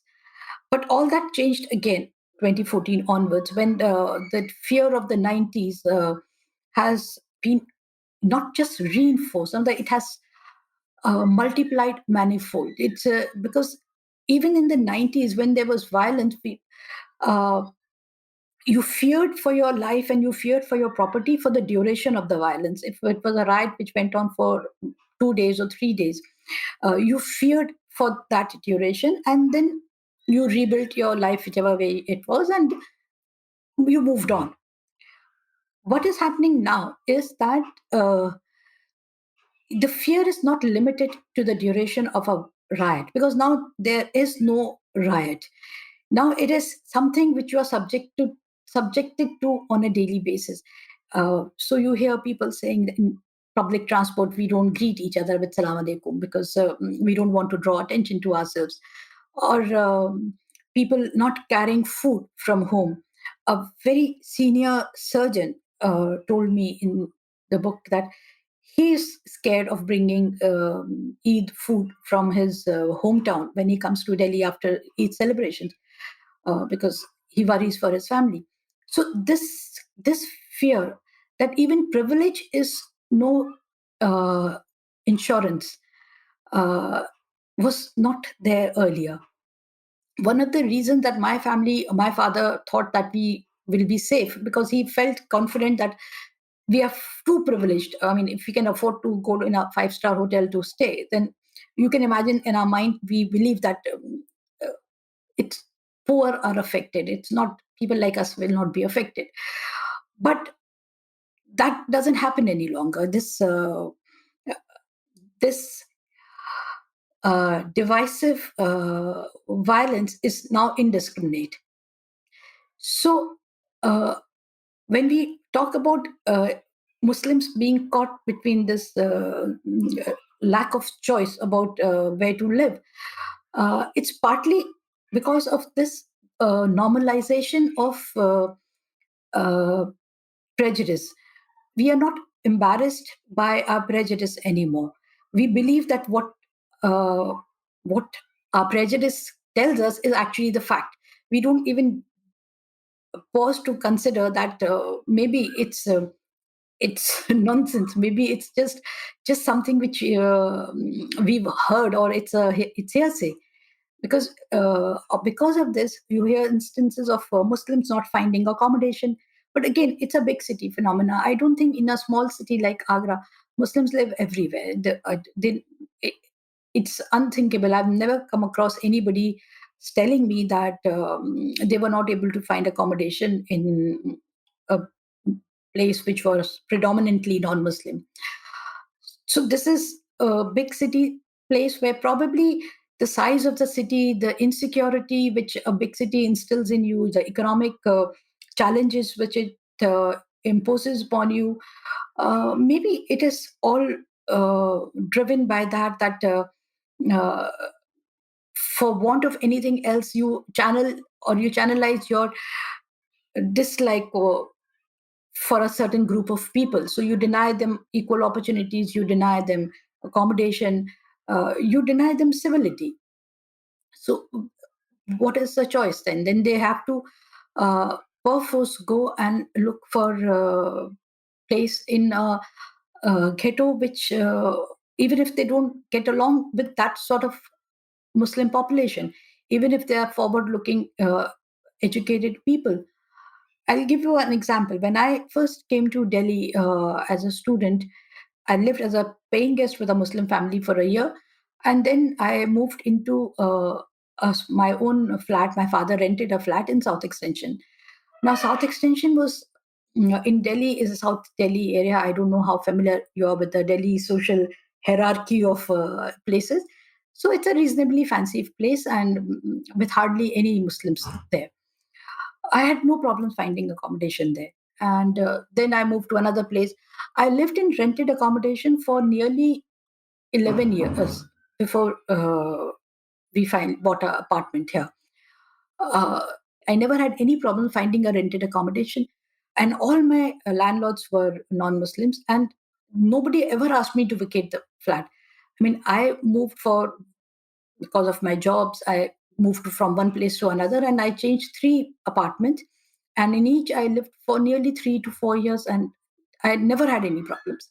Nobody told me don't cook non-vegetarian food. Nobody said anything. But when my cousins came in 2007, when they came, and they came from even a smaller town than Agra, they came from Mainpuri. And they couldn't find accommodation. Every time they would approach a broker, they were told, go to Watla House, go to Okla. They did manage to live in East Delhi, but with great difficulty. Finding accommodation for them was always a huge struggle. And even if they did find accommodation, within a year or so, the landlord or the landlady used to pester them to vacate the place because things had changed so much. That's a very subtle distinction that you drew between, a ghetto and a Muslim majority area. I mean, I was just using it in a general kind of sense, but I find that that distinction that you made is important because it also tells you a little bit about why it has kind of formed. And for what I've seen happening in India over the last couple of decades, and what you alluded to, where people are more open with their prejudices, where they are expressing their prejudices while earlier they would hide it. The sociologist Timur Kuran wrote a book in 1999 called, I think, Public Lies and Private Truths, where he coined this phrase called preference falsification. And one of the illustrations he gave was the Soviet Union, where what happened was that everybody hated the state, but nobody could say it because a neighbor could, tell on them. So they would keep it to themselves, and that was preference falsification. And then one day, suddenly, the floodgates opened, and everybody found that, hey, everybody thinks like me. And what took place was what Quran calls a preference cascade, where suddenly everybody was free to express what they felt about the state, and almost overnight the Soviet Union kind of collapsed.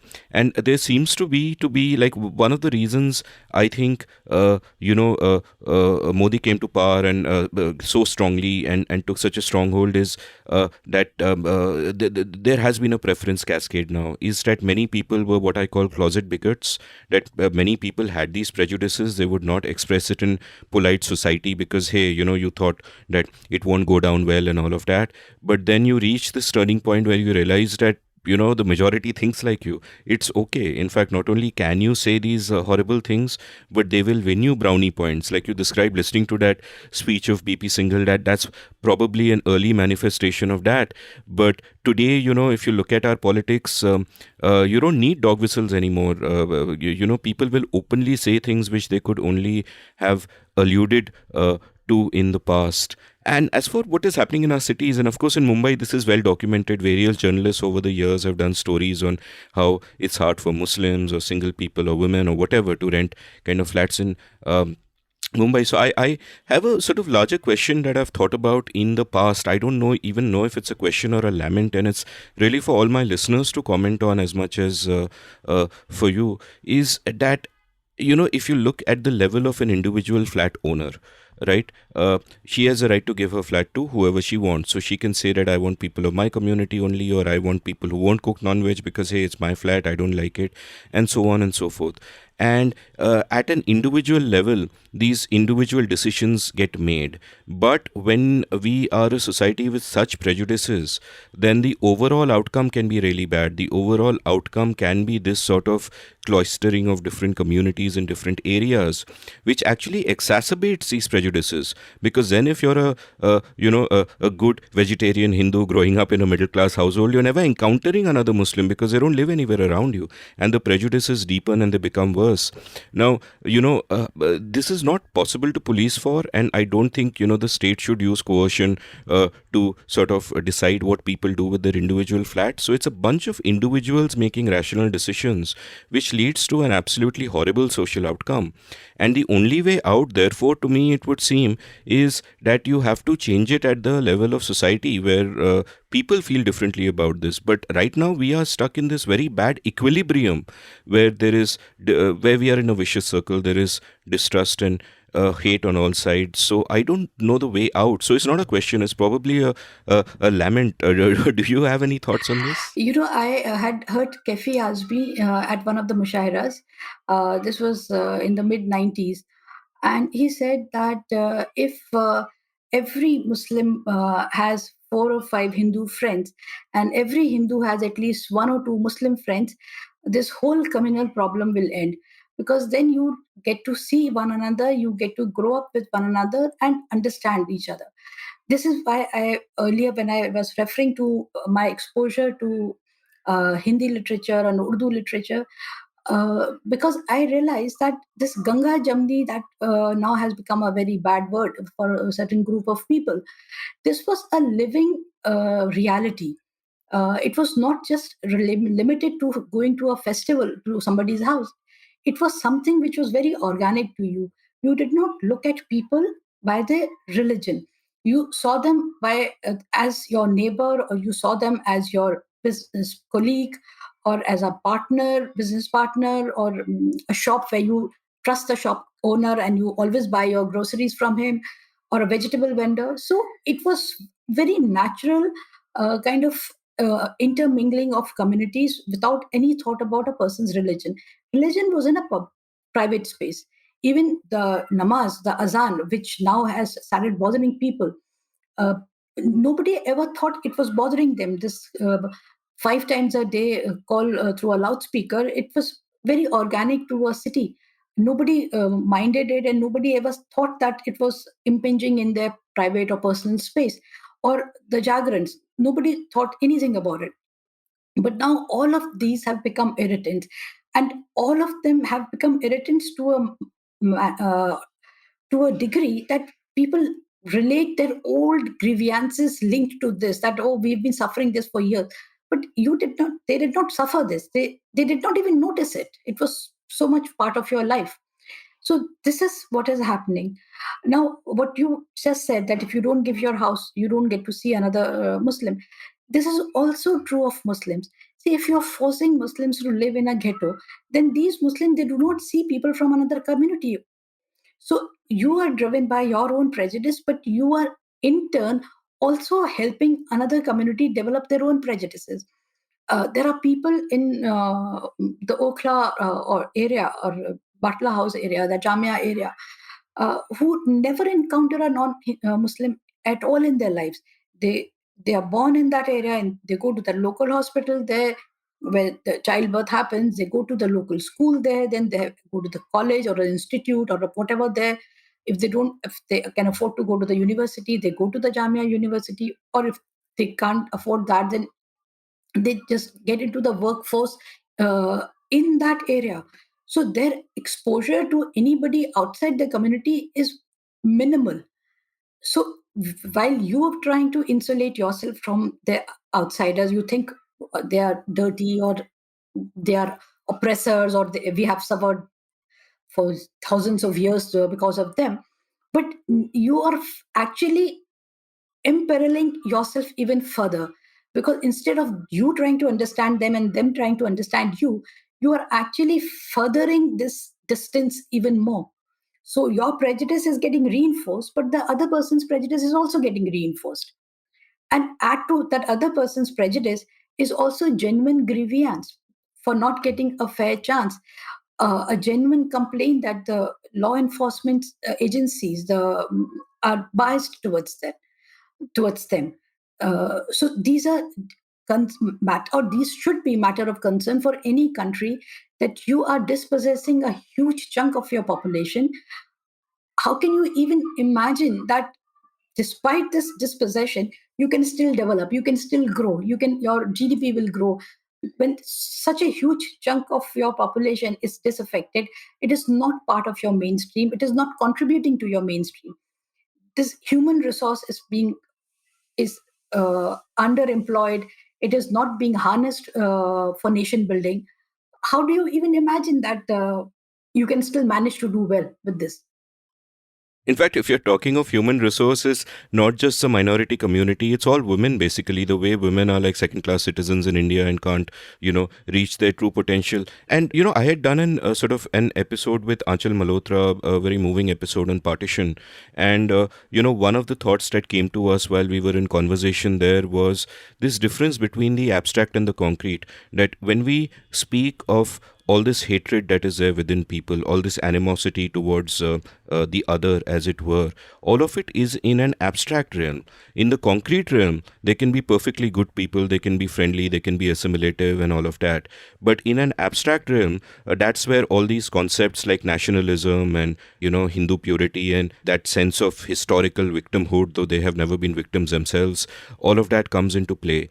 And therefore, it strikes me that what you need really to bring people together is more of the concrete and less of the abstract. And like you pointed out, that if you are not exposed to the other at all, if a Hindu will have no Muslim friends or a Muslim will have no Hindu friends, then there is none of that concrete where, you can just look across the table and you see someone just like you. And therefore, the abstract concept doesn't matter so much. And that's kind of a little tragic. And if anything, it's, outside our elite bubbles, I think it's only increased, over the years. See, there's another thing here. Sometimes we are so happy, and we know that our abstract is actually a bubble. It's so vulnerable to our hard gaze that we do not even question what we have inherited, the prejudice that we are living with, because we know if we look at it or if we question it, it'll all come crashing down, because there's no basis to it. It's just probably insecurity that has been fanned for so long that it has become some sort of a concretized stone on your heart or in your mind, or it's probably just economic vulnerability. You just feel so insecure in your own self that you feel that if I share this space with somebody else, probably this opportunity will be taken away from me. So that could be one of the reasons. Yeah, that's a fascinating point. I mean, in a poor country, people tend to think more in zero-sum ways because there is scarcity. Otherwise, of course, all human interaction is positive sum. I buy something from you, both of us benefit. That's why we are having that transaction. But where there is scarcity, where there are limited opportunities and resources, there people tend to think of it as a zero-sum game. If somebody else wins something, that means you have lost, which goes into many other contexts apart from just money. And I guess that is again one factor that could be fueling this in a country like India.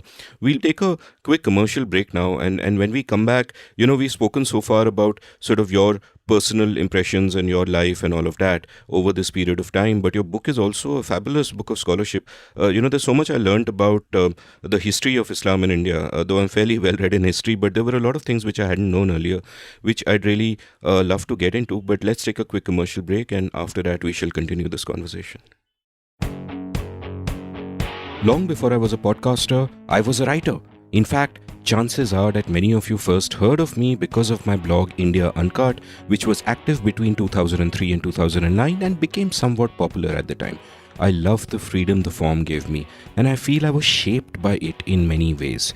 I exercised my writing muscle every day and was forced to think about many different things because I wrote about many different things. Well, that phase in my life ended for various reasons. and now it is time to revive it.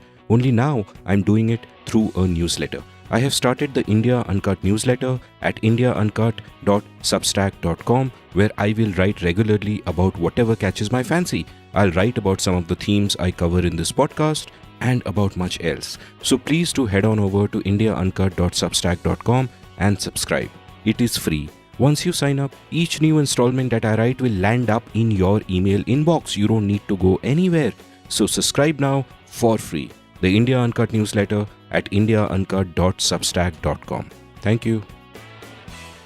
Welcome back to The Seen and the Unseen. I'm chatting with Ghazala Wahab about her wonderful and, at least for me, eye-opening book, Born a Muslim, which has so much of both personal experience and history and sociology about, Islam in India, and does so much to explain where we are today and why. And now I want to kind of talk a little bit about history because, a lot of, history these days is learnt a lot on WhatsApp, and a lot of people have this view of history that, they think of how Islam came to India and they only think ki chalo conquest hua, temple tora, all of that nonsense. But it's actually a very multi-layered and heartening story almost of how Islam actually did come to India. It wasn't all conquest and destroying temples. So tell me a little bit about the origins of Islam. I mean, some versions hold that Islam was in India at the time during the Prophet's lifetime itself. So tell me a bit about that.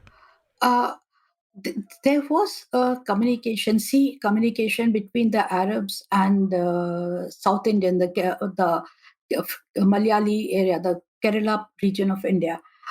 Uh, so even before Arabia became Muslims, these people were coming, and the trade was really a very prosperous trade. When Islam came during the Prophet's lifetime, also the traders were coming, but the religion didn't come in real earnest at that time because uh, it had not started to expand beyond its territory during the Prophet's lifetime. That happened after his death, and with the first Khalifa, which was Abu Bakr. So that is when the Muslim armies or soldiers were moving out. But in India, because the trade route was already there, and these traders were now Muslims. So when you're coming by sea, you're actually out of your home for months and sometimes years, and sometimes you don't even know if you're coming back. So they obviously would be accompanied by some religious people who could give them support or succor, or somebody who could lead the prayer. Because in Islam, a prayer for men is led by a prayer leader. I mean, women can pray on their own, but for men, which is why the concept of going to a mosque and praying together. Which is why mosques have to be huge spaces, even if they're not constructed spaces, they have to be huge spaces because men are required to pray together in a congregation led by a prayer leader. So the religious preachers started accompanying these trading caravans. A lot of people settled down there, and the preachers was preaching to the local people. Some converted, some didn't convert. But even if you didn't convert, if you just felt some sort of peace, some sort of happiness talking to a person, you automatically start veering towards that person. So the early Islam which came to India, it came through these mendicants who would set up a small cottage or a place outside the city zones or village or on the outskirts, and people would start coming to them because they found peace there or some sort of comfort. Gradually, the population in a very organic manner started growing in this entire coastal belt, the Malabar belt. But it was along the coastline because probably they were also worried of going too much in the hinterland. That happened over the next few centuries. I think by the 9th century, they had moved much further inside because there was a lot of intermarrying was happening. Then the king, there were the Perumal kings there. They converted to Islam, and once the ruler converted to Islam, then obviously there was this huge umbrella of royal patronage which was given to the Muslim preachers. So they moved further inland, and that is when this was the first cycle of Islam coming into India.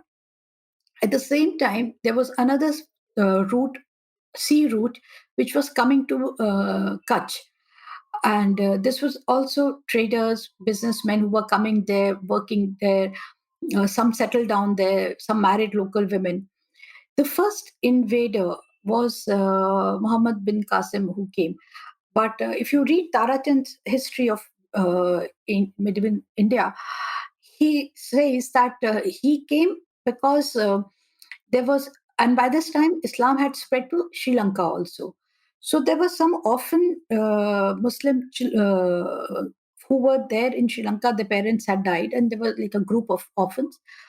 And so they wanted to go back to Arabia. So this ship was hijacked by the Gujarat based pirates, and these kids were taken away. So the Caliphate, then the governor of Basra, then he sent a demarche to the king of this region, and he said, "You return the kids." And so there was a face-off, and then Muhammad bin Qasim was tasked to go and rescue the kids. So that's how he came, leading an army, and that was the first invasion. But he came here. He defeated the local king. He plundered, did whatever, and plundering was a very natural part. If you're going somewhere, you have to pay for your journey to and back. I mean, if it doesn't make economic sense to you, why would you go there? So he did some plundering and he returned to Arabia. So that was the first invasion that happened. But that invasion didn't create a empire or a dynasty or any such thing. He came, he went away, and this trade continued. The in our perception of Muslim invaders, we actually do not look at all this with so much of emphasis. We look at the invaders from Afghanistan. We look at Ghori and Ghazni, Mahmud Ghazni, because these are the people who left lasting impact on the Indian population, the Indian society. But the lasting impact, or even greater impact, was left by the business community, the traders. But because that doesn't give us much room for uh, vilification, so that part, the coming of Sufis and how Islam spread through Sufis, that part we kind of whitewash. We only focus on the invaders. But invaders was only one part of coming of Islam to India. And actually, invaders were individuals who were pursuing their political ambitions. They were not really ambassadors of Islam. They were not coming here to spread Islam. Though subsequently, even Gauri was trying to become a Muslim, mujahid, and he made the petition to the Abbasid Caliphate and said, "I'm spreading Islam." But he was far too debauched for the caliphate to consider him as actually a mujahid. I mean, he was not really an Islamic warrior. So a lot of warriors also, or a lot of invaders, subsequently, belatedly realized the importance of claiming the title of being crusaders for Islam, or mujahids, people who are waging jihad, because they felt that it would accrue them some religious benefits, though they were amassing wealth and they were completely against the principles or the key founding principles of Islam. But they thought it could accrue them some benefits. They can carry some favors with the caliphate. So that is how Islam came to India. The first empire which was set up here was that slave dynasty, which had two prongs. One was in Bengal, which was the Bengal Sultanate, and the other was established in Delhi and North India, which was the Delhi Sultanate. So while the Bengal Sultanate went further east, went up to Assam and other parts of the northeastern states, in addition to the whole of Bengal, the Delhi Sultanate, apart from North India, during the reign of Alauddin Khilji, they started moving further south. So the first campaigns in the Deccan were carried out by Alauddin Khilji's commander-in-chief, that I'm forgetting the name, Kafur, whatever his name is, Malik Kafur. So interestingly, these were the Afghan people of Afghan origin, but with a lot of Persian influences. So these were not Arabs. The Islam which people in Kerala, parts of Karnataka, Tamil Nadu, even the northern Konkan belt, the kind of Islam that they were familiar with or they were practicing was the Arabized Islam, which came through the Arab traders. But when Malik Kafur's campaign succeeded and he conquered these territories, uh, so there was this amalgamation of Persianized, Afghan, Central Asian sort of culture, language, food, and there was this Arabized sort of a thing. So if you see this belt, there was a confluence of both these influences, which is why the Islam practiced in the southern part of India is very distinct from what we do in North India. There's a very clear, I mean, not only language and culture, but even to some extent in what they believe to be religious practices. So there's a difference because they came from so many different ways. All very fascinating, and your book is a really good account of the multiple ways in which Islam came into India. Like you pointed out, that trade was the predominant way to begin with, that the Muslims who came to Malabar, Gujarat, were really the Arabs, and whatever happened in the north later, the north was perhaps trade plus some conquest. Even the conquest there was not so for the purposes of religious domination. It was, a lot of it was political. You just want to plunder. And in fact, the reason that so many temples were destroyed was not because they are Hindu temples or whatever, but because they are a symbol of whichever the local ruler is, his dignity or prestige, and you want to wipe that out. And one of the sort of interesting points, you quote the historian Tarachand from his book Influence of Islam on Indian Culture. So I'll just quoting him, where he writes, quote, "Henceforth, Muslim influence grew rapidly. They were welcomed as traders, and apparently facilities were given to them to settle and acquire lands and openly practice their religion. They must have entered upon missionary efforts soon after settling down, for Islam is essentially a missionary religion, and every Musliman is a missionary of his faith. Many were undoubtedly held in respectful esteem. Before the 9th century was far advanced, they had spread over the whole of the western coast of India and had created a stir among the Hindu populace, as much by their peculiar beliefs in worship as by the zeal with which they professed and advocated them." Stop quote. And a little later you write something which leads me to my next question, where you write, quote, "Their pace of growth was more rapid in the south as compared to the west and central regions, primarily because there was great religious, social and political turmoil in southern India during the 8th and 9th centuries. There was a tussle for supremacy between Hinduism, Buddhism and Jainism. In addition, the old kingdoms were in disarray in the face of new claimants to power. Into this situation, Islam appeared upon the scene with a simple formula of faith, well-defined dogmas and rites, and democratic theories of social reorganization. It produced a tremendous effect." Stop quote. And my question here is this, that, when I read this, I was sort of thinking about the power of narratives in cultural dominance. And one of the things that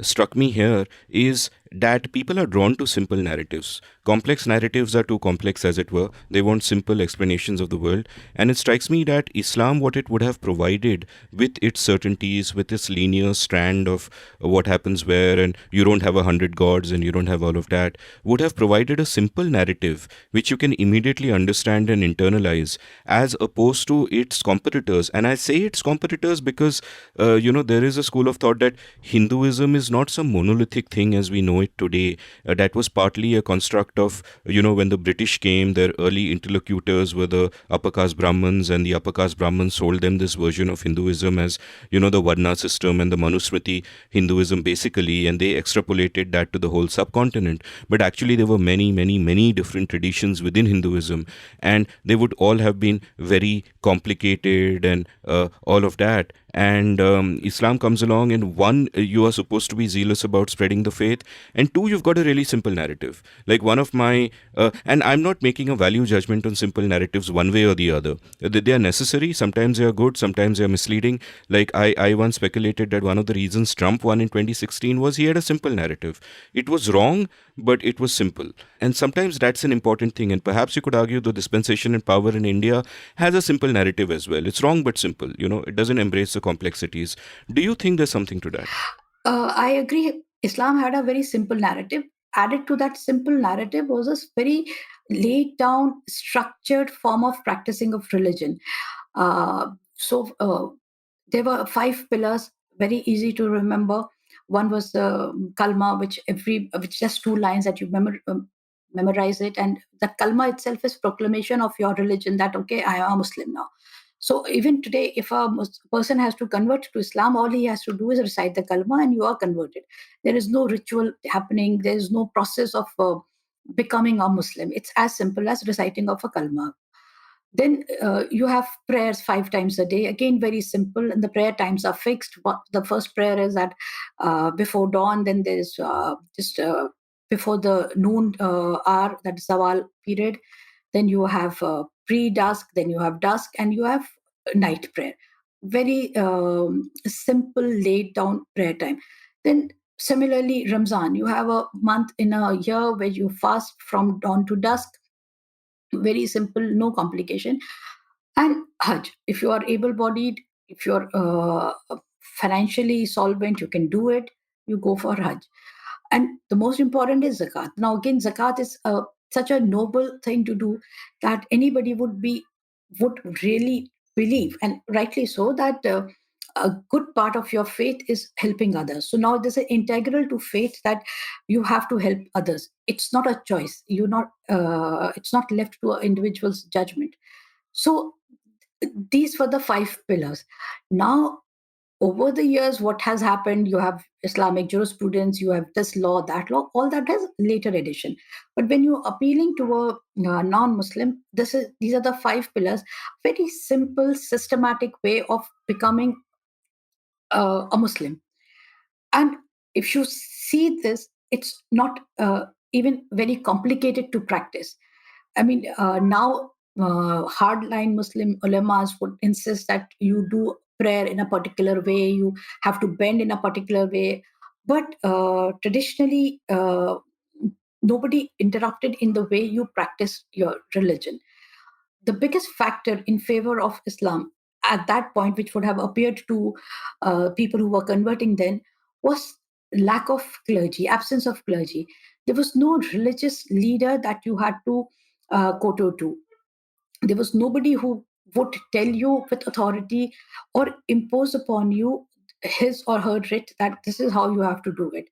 Islam, Sunni Islam, said it is between you and your Allah. So you do whatever you want to do. As long as your conscience is clear, nobody has any business to interrupt or tell you that you're doing something wrong. So, in a society where you had such rigid clergy, it's not just India, I mean, even in the entire Christian world, where you had such rigid clergy, and when people were expected to be reverential towards the clergy, defer to their whims and their orders, spend so much money in keeping the clergy happy. So this looked like a very um, simple and humane sort of a religion where uh, you're also factoring in looking after a fellow Muslim. You know, there's an Islamic saying, which is not part of the Quran, but it is part of the Islamic saying, that every Muslim is responsible for 40 households in his neighborhood. So 10 in each direction. So if even one person in this neighborhood of 40 households that every person is responsible to dies of starvation, that sin is upon you. How was it that you didn't come to know that somebody was hungry? So if each is responsible for 40, so it's a cycle, it's a circle which kind of grows. So with this sort of approach, and then the Sufis. very selfless, poor people who want nothing for themselves. They live in poor circumstances. They hold these open kitchens for people. They feed people every day. All this is very appealing. As a person, you would just get drawn to something which appears so selfless. So the politics of the religion, it surfaced much later. I mean, there was a lot of politics of religion even in Arabia at that time. But when you're reaching out to people, this politics doesn't show itself. You show yourself uh, with your best foot forward, and this is how it appeared to people. Yeah, and in the popular imagination these days, people will look upon those sort of years of slave dynasty followed by the Mughal dynasty and all of that as Mughals are coming and they've subjugated the local people. But that was far from the case. Whoever might politically have been in charge, the Muslims and Hindus worked together at all times. Like Shivaji had Muslims who worked for him, and the Mughals had Hindus and Rajputs and all of that, and all the armies were mixed. I had a very memorable episode with Manu Pillai on this, which I'll link from the show notes. And you sort of talk about how this mingling of Islam and Hinduism, which led to what you call, quote, a distinctively regional syncretism, stop quote, was almost inevitable. And I'll again quote from your book, quote, Muslim authority had also to impose upon itself other restraints. The employment of the Hindus was a necessity of their rule. Mahmud of Ghazni had a numerous body of Hindu troops who fought for him in Central Asia, and his Hindu commander Tilak suppressed the rebellion of his Muslim general Niyati Jin. When Qutbuddin Aibak decided to stay in Hindustan, he had no other choice but to retain the Hindu staff, which was familiar with the civil administration, for without it, all government, including the collection of revenue, would have fallen into utter chaos. The Muslims who came into India made it their home. They lived surrounded by the Hindu people, and a state of perennial hostility with them was impossible. Mutual intercourse led to mutual understanding. Stop quote. And obviously, I've had episodes on Akbar as well, and the Mughals in general. And you see this syncretism every day in our culture, in our food, where we have influences from everywhere, in the clothes that we wear. I mean, Prime Minister Modi's elegant churidar kurtas are, of course, without the Mughals, they wouldn't have been there. So all of this is very fascinating. And at this time, there's another strand that is emerging that is particularly appealing to even non-religious atheists like me, which is Sufism, which is so fascinating and also becomes extremely popular in the subcontinent, almost sort of a default way of many people to think about the religion. So tell me a little bit about that strand and how it came up. See, Sufi, the emergence of this strand of Sufis, or this group of Sufis, was as old as the religion itself. A lot of people tend to think of Sufism as a sect or as an Islamic sect, but actually it was not. Sufis were just a group of people who believed in following the religion in a particular manner. I have drawn a comparison between the Sufi and a ulema. Ulema was a more dogmatic sort of a person, which emerged much later with the rise of the caliphate and the earliest caliphate. But Sufis were there during the Prophet's lifetime itself, and they used to be the people who would be constantly lost in prayer and meditation, and with no desire of worldly pleasures. So this has evolved concurrent to Islam. In fact, in early years, there was no distinction between a regular Muslim ulama or a Sufi, or a Maulvi or a Sufi, because everybody was finding the religion for themselves, and everything was acceptable. The early Muslim scholars have actually said that you cannot judge who is following the correct path to Islam. As long as your principles, your basics are in order, as long as you are devoted to the first kalma, which is there is no God but Allah, and Muhammad is his prophet. So if you adhere to this basic principle, you can find various ways of reaching the Almighty. So Sufism basically is part of this tradition.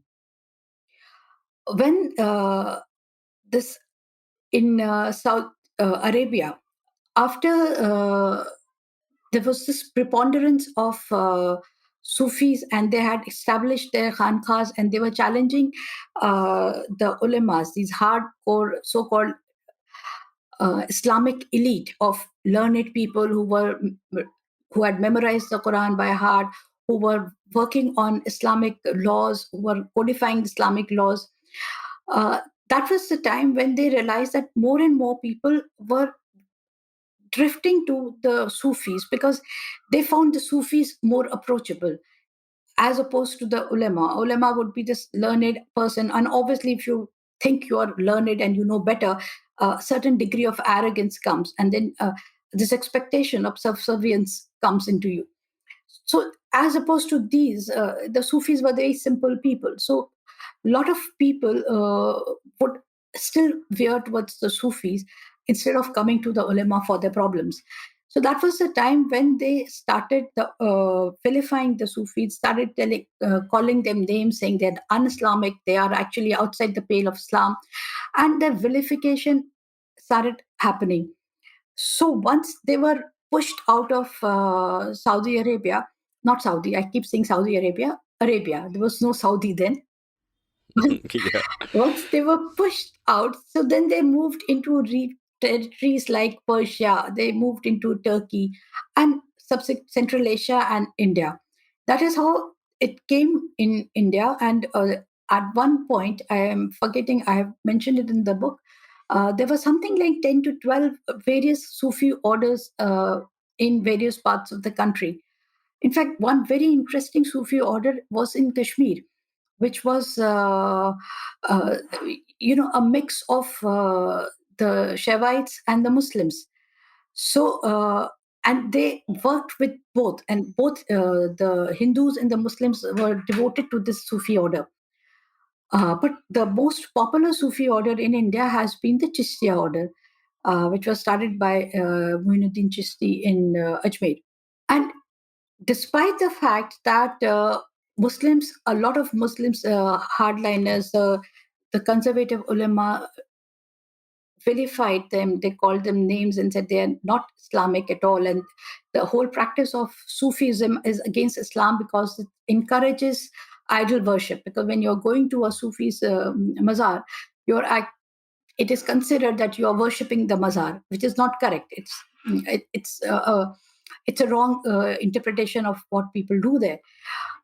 Despite that, their popularity has not waned. Even today, um, despite the growth of hardliners within Islam, despite this whole Wahhabism, the influence of the Sufis has not diminished. Not just in India, but you see even in a country like Pakistan, where there has been a really concerted violence against Sufis. Uh, their dargahs are still so popular, which is why they are places of targeted violence because people still congregate there during Urs, and they still believe that this is where they'll find peace. This is where their problems will be mitigated. So Sufi, and one of the biggest factors of spread of Islam in India has been the Sufis. Even today, if you visit Dargah, though now it's there are very few dargahs where you actually get a sense of peace and calm because there's so much of chaos and so many people there, and uh, a lot of non-religious activities happen there in terms of forcing you to contribute money to this cause, that cause, uh, to the extent of being extortionist. But despite that, a lot of non-Muslims still visit the Sufis, and a lot of non-Muslims have such faith in the resident Sufis at various dargahs or people who profess Sufism that they treat them like a family advisor. They consult them for family matters. So it's not just Muslims. So I think Sufism has been the biggest driver of Islam in this region, South Asian region. So there's, one of my favorite bits in this book is this legend which you cite, and I'll quote that entire paragraph and come to a question that I have associated with it, where you write, quote, "There is a famous legend associated with the greatest woman Sufi ever, Hazrat Rabia of Basra, who died in 801 CE. Once she was found running in the desert with a torch in one hand and a pitcher of water in another. When somebody stopped her to ask what she was doing, she replied that she intended to burn paradise with a torch and douse the flames of hell with water so that people would love God for the sake of God and not for want of paradise or fear of hell." Stop quote. And this is so beautiful. And what it also sort of seems to be, almost a subtweet against, as it were, by current terminology, or what it seems to also argue against, is the transactional nature of religion, how conditional the love of God can be for people. Like at the basic level, it's of course, do this, otherwise you'll go to heaven, or otherwise you'll go to hell, and do this and you'll go to heaven, and blah, blah, blah. But, Christopher Hitchens, in one of his screeds against organized religion, I think this was in the context of Christianity, but can hold true for so many others, wrote about how, it's basically bribery. You have a God who's threatening you that if you don't do all of this shit, if you don't believe in me and me only, you're in deep trouble. And Sufism seems to strike away from this. And like I did an episode on Nanakpanthi with Amardeep Singh last year at some point in time, and it strikes me that Guru Nanak was also, in his original sayings and the following he built around him, like a Sufi in a sense. It's the same kind of thing where you don't need to give it a name, but it's like you love God and therefore humanity for the sake of it. But there are no rituals involved, there's no bribery, there's nothing transactional. And the thought that strikes me here is that I see the appeal of something like this. Like, even to someone who doesn't believe in God like me, there's a lot of appeal of Sufism and Nanakpanthi and, strands like this, the Bhakti movement, strands like this, which are not dogmatic and which don't have rituals and all that associated with it. But yet, at the same time, we see that there is, growing extremism in all the religions, where more and more people seem to be drawn towards those extreme ends, towards all these rules, don't do this, don't do that, and all of that. And that, in fact, seems dominant today, though that could just be the availability heuristic, and maybe it's just this period in time, and we'll be living in a Sufi world 100 years from now. But right now, that's what it seems to me, that people get drawn to these harsh, dogmatic, othering aspects of religion, rather than to those sort of impulses that Sufism seems to attract. What are your thoughts on this? See, there are two ways of approaching a religion, any religion. One is fear and another is love. So what the Sufis were doing, they said, your religion should be premised on your love for God.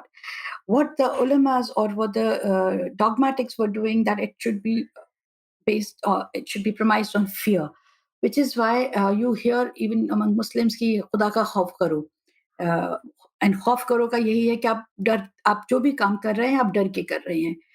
uh, the reason why it appears to us and that Sufism kind of lost out to this more extremist form of Islam was basically uh, dar khauf is always greater than love. I mean, love is such a simple and harmless emotion that uh, it it can never stand up to fear if the fear of extreme consequences is so huge that you cannot reason out. Now, what has happened in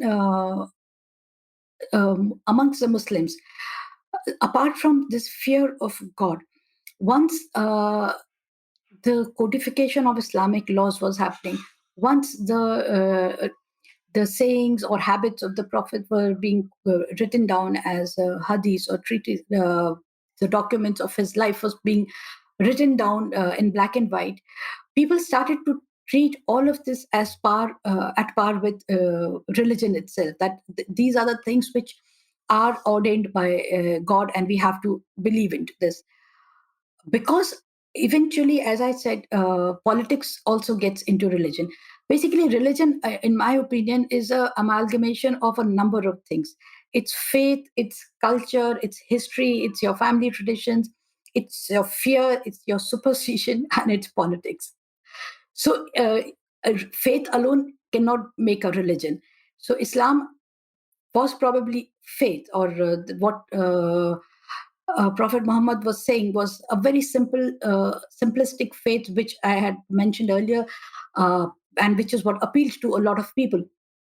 But when the religion of Islam was being formed, then they took into account all these things.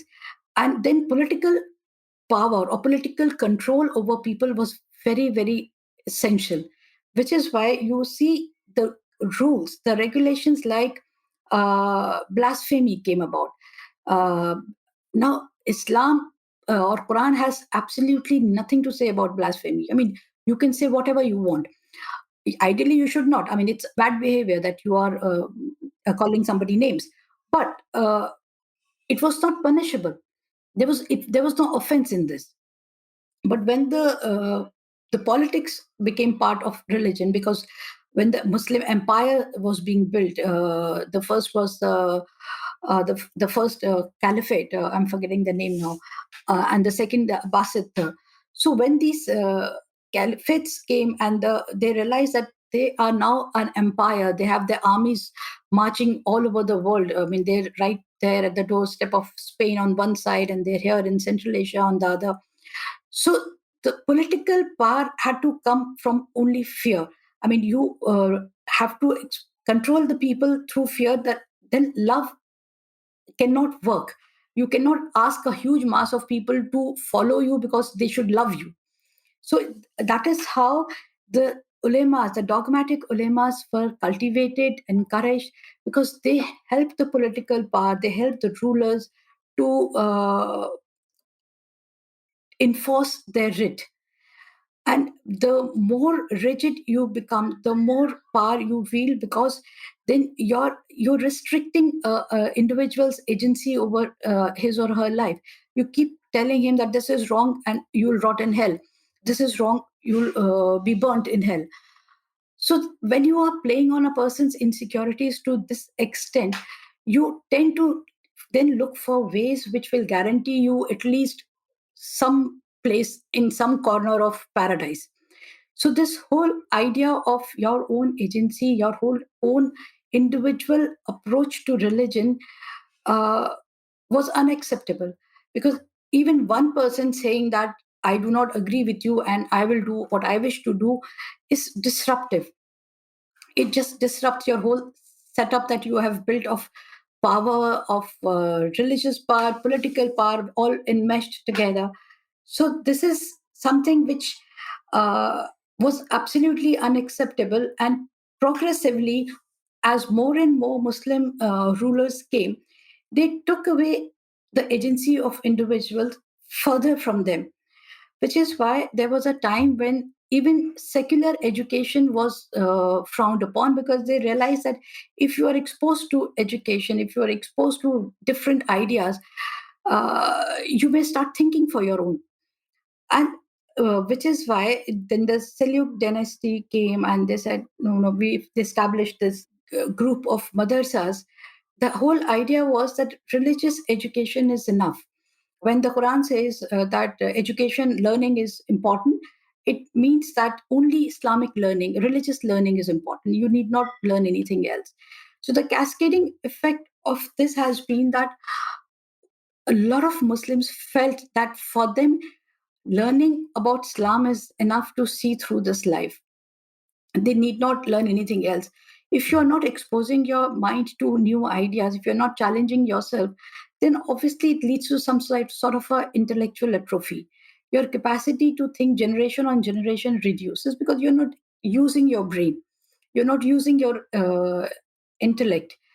And this is, once you have these pygmy people, intellectual pygmies, then it is easier to herd them, like a flock of cattle. You can just tell them, go here, go there, do this.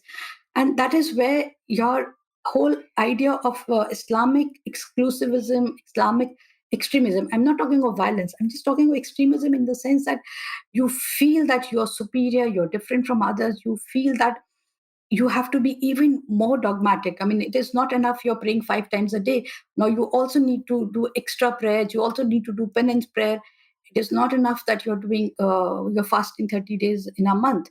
You have to do additional fasting, and a lot of Muslims actually fast through the year.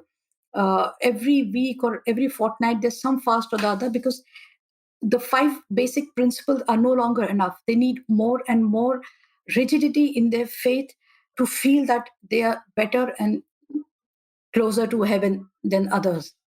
Yeah, all very fascinating, and you've described this beautifully in your book, where you first talk about Islam becoming more and more extreme in kind of a global sense, and then how that comes to India. Like you've written about, the pushback to this coming from Ibn Taymiyyah and then from Muhammad Ibn Abdul Wahhab, the whole Wahhabi movement.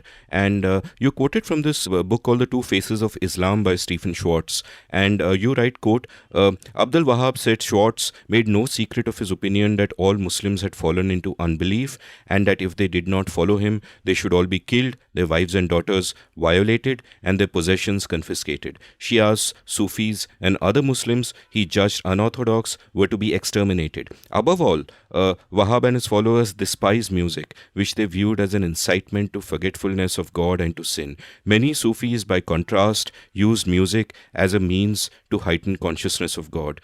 Stop quote. And later, you have this section on Indian Muslim sects like Deobandis, Barelvis, Ahle Hadith, and so on. And you talk about how they all, quote, owe their theological development to the vast repertoire of Shah Waliullah and Wahhab.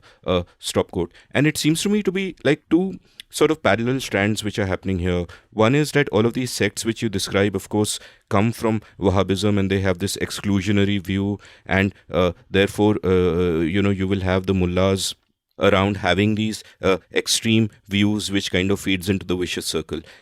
At the other side, it strikes me like the question is often asked that why are Indian Muslims not as extreme as Muslims in certain other parts of the world who are more radicalized. Though I would continue to stress that Muslims are the biggest victims of terrorism worldwide, including what is called Islamic terrorism. So we should kind of keep that in mind and not paint with too much of a broad brush. But yet, Indian Muslims haven't been radicalized to that extreme, and it seems to me that one reason for that would be that a lot of Indian Islams has sort of imbibed those Sufi kind of traditions, and not the radical kind of Islam that comes from these sects that you describe. So tell me a little bit about this, how through the centuries this tension has played out between the lived Islam of many people, which takes more from Sufism and is like chilled out and musical and all of that, and with the more radical kind, the more political kind. See, as I mentioned, the radical Islam basically was a pushback against this growth of Sufis and the influence that Sufis were wielding over the Muslim mind. Okay, I'll go a little back in the history. When after the death of Prophet Muhammad, the first Khalifa was appointed. He came from a very powerful Quraysh tribe. Now, this Quraysh tribe was opposed to the Prophet when he was propagating Islam. And these early battles of Islam were between the Quraysh and Prophet Muhammad and his followers. But when the Quraysh embraced Islam, then they retained their political power, which they, in any case, had earlier also. So the first three Khalifas were from the Quraysh. And this only reinforced their power, and this is when the codification of laws started. The fourth was Hazrat Ali, who was Prophet's nephew and son in law. So he was from his tribe, which was not Quraysh. So this political power, when it was vested in this Quraysh tribe, and they were trying to, and after Ali's assassination, it went back to the Quraysh because Muawiyah, who assumed caliphate after Ali's assassination, was also from the same tribe. So this they were conscious of the fact that they're not regarded as noble as the earlier caliphs were. Or Ali had a huge reputation. I mean, even today, all the dargahs and everywhere you go, it's Ali's name which is invoked. Ya Ali Madad or Ali Maula. If you hear Sufi music, it's his name is invoked because he had captured the Muslim mind in such a huge way that. the subsequent caliphs, or caliphs, they realize that they do not have that spiritual legitimacy. So the office of uh, caliph was then bifurcated. The political power vested in the person who assumed the caliphate, and it became hereditary. And the spiritual power was vested in the ulama. This is something which happened when Saudi Arabia came about. When Ibn Wahab met with Ibn Saud, and they said, okay, let's divide this country. I'll control the religious part of this, I'll control the Islamic part of it, you control the political part. So it was like a compact. So the early evidence of this compact was during the reign of the hereditary caliphs. Now, caliphs originally were supposed to be elected by the people, but once it became a non-elective, it became a hereditary, and it became an empire. Then they felt that there was a need to have a powerful religious person who could kind of ensure that the people remain devoted to the ruler. And religion is, I mean, as we see in India today also, religion is a huge motivator. I mean, nothing binds people together more strongly than a religious directive from some kind of a religious head. So that is how these ulemas were being cultivated. They became a conduit between the people and the ruler. And because they were now on the payroll of the ruler, so they were not representing the people to the ruler, they were representing the ruler to the people. So their job was to uh, tell the people that what this guy is doing, what the ruler or the Khalifa is doing is correct, this is Islamic, and this is Islamic sanction. For this, various fatwas were being issued, and the moderates or people who were deemed as somebody who could question them were increasingly put outside the pale of Islam. This harassment, this targeted uh, pushing them out of the society or ostracizing them, all this started happening around this time. So all through, and this started within 2 centuries of Prophet's death. I mean, it was not so bad as it became in the 15th century onwards, after Ibn Taymiyyah onwards. But this division had started to come. Then this was also the time that now Quran is a book of reference. It has verses, it has some prayers, it has a lot of things. It has some guidance or some direction to how a person should be leading a honorable life, but it doesn't have law. So what we call Islamic law is actually not part of the Quranic law. Quran just gives you direction. The only issues which it really addresses with a lot of force is divorce, marriage and divorce, and usury and all that. So there are few things which it addresses very forcefully. The other things, crime, punishment, all these are suggestions. So this was left to, I mean, the Quran didn't say that rules should be made. But when the rulers came, when the empires were being built, they felt that they needed a uniform Islamic community, like a ummah. So the laws were being codified based on what they understood of the Quran. So these ulemas who were sitting down and writing Islamic laws, they started interpreting the verses and they started laying down the law, writing down the law in great details. So this is actually because these were from Arabia, these are Arabs. So a lot of their interpretation stemmed from their own historical background, what they have, their own lived in experience, their own tribal culture, their practices. So that kind of crept in the laws. So what we see in Islam, they say that if a person steals, you cut off his hand, or you stone a person. So this is not there. This is not really a divine law. This is a law which has been codified subsequently because this is what the tribal practices. So these practices obviously have to evolve with times, but unfortunately, most countries have their own laws. But I'm just using this as an illustration to say, so when you trying to dominate or rule or govern a huge mass of population, you needed very rigid laws so that the fear of law and fear of God could be instilled in the people. So for that, Sufis were a liability, because they were saying that there's nothing to fear.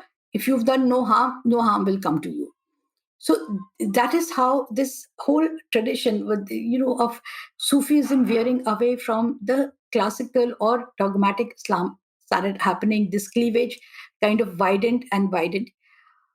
Why this did not happen so much in India until recently, until the late 80s, not 80s, until recently, actually, late 80s, a process started, was because, unlike the popular narrative, Islam did not come to India through the clergy or through the rulers.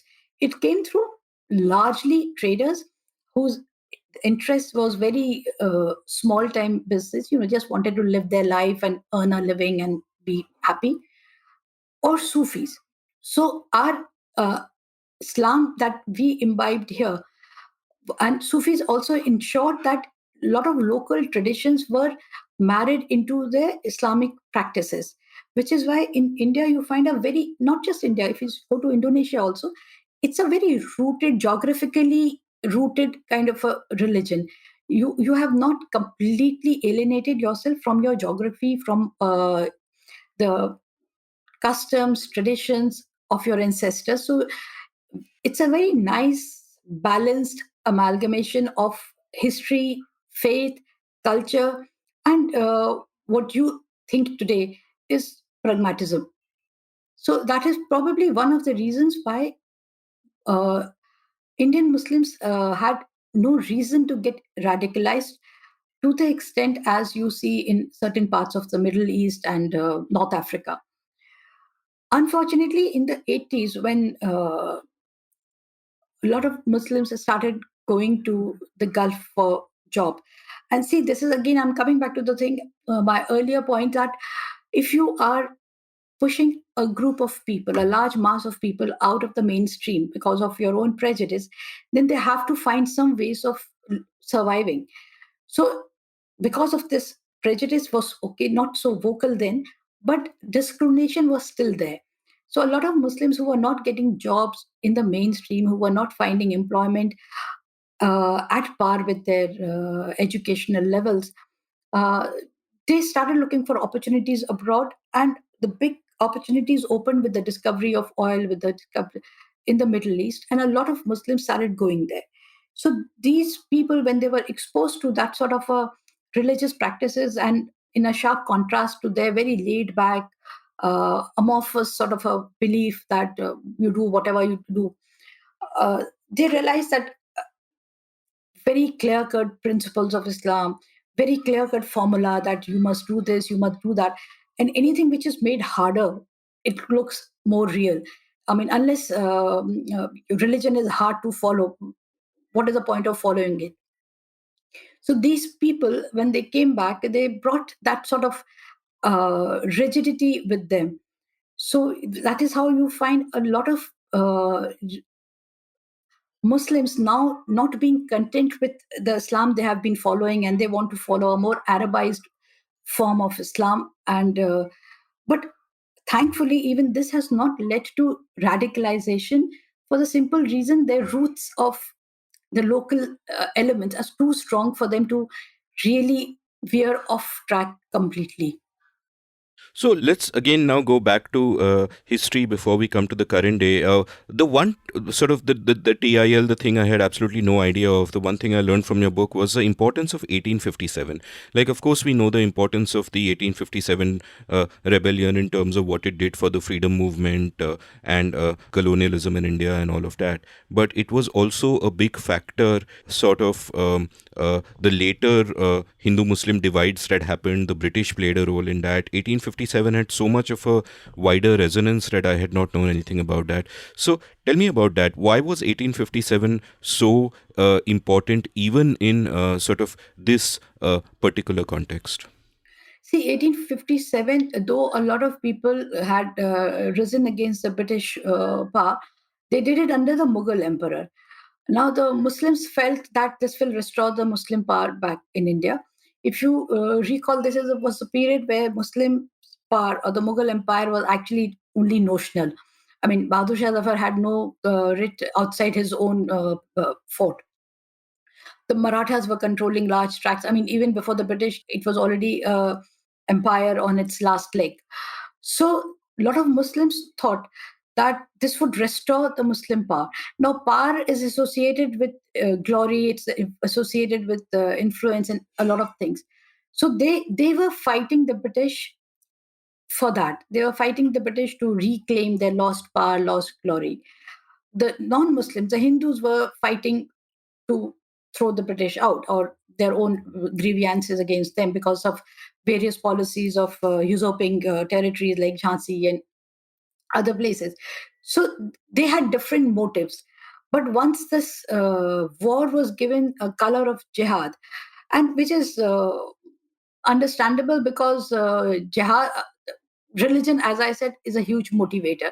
So a clarion call for war, usually if you have a religious call, then more people get motivated to go do and die type.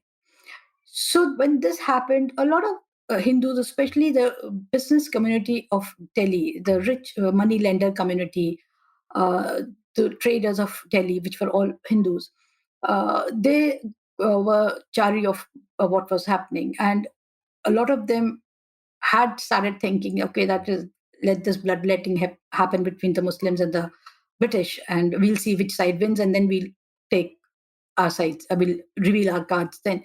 So once this was happening, and there was mass killing of Muslims, reports came out. People, I mean, it's not difficult to hide that who was telling on them, who was the informer, who was talking behind their backs, or who was supplying equipment or money to the British. So this deepened the fissure. Now, the other thing was the British themselves were, because of the history of rebellion in various of colonies from North Africa to other parts, and the long history of crusades, which have been like really, really harrowing bloodletting between the Muslims and the Christians. So they, in any case, had a very deep prejudice against Islam. If you recall, even today, much before the vilification of Islam started in India, it used to happen in the West. And even today, this whole characterization of Islam as a primitive religion, caricaturing of the Prophet, it happens in the West more than it happens in India. Because probably there is some sort of rebellion now that defines that why should we listen to them? If they're offended, let them be offended. But it also stems from the fact of their history. So a lot of this desire to offend is also a desire to humiliate. It comes from that. So in that was the time when they started uh, cultivating this notion of Muslims as uncivilized, barbaric people.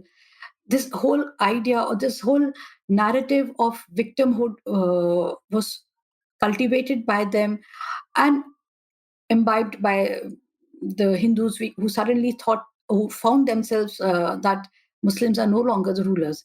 So the British, they kind of became allies with them against the Muslims, and they felt that with this we can regain our power. In any case, they were better educated because Muslims traditionally did not imbibe secular education. So their influence on the society was largely through music, poetry, art, culture.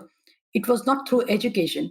So when the British came and the modern society was being shaped, so Muslims were outside the pale, and Hindus were employed in high positions across the board.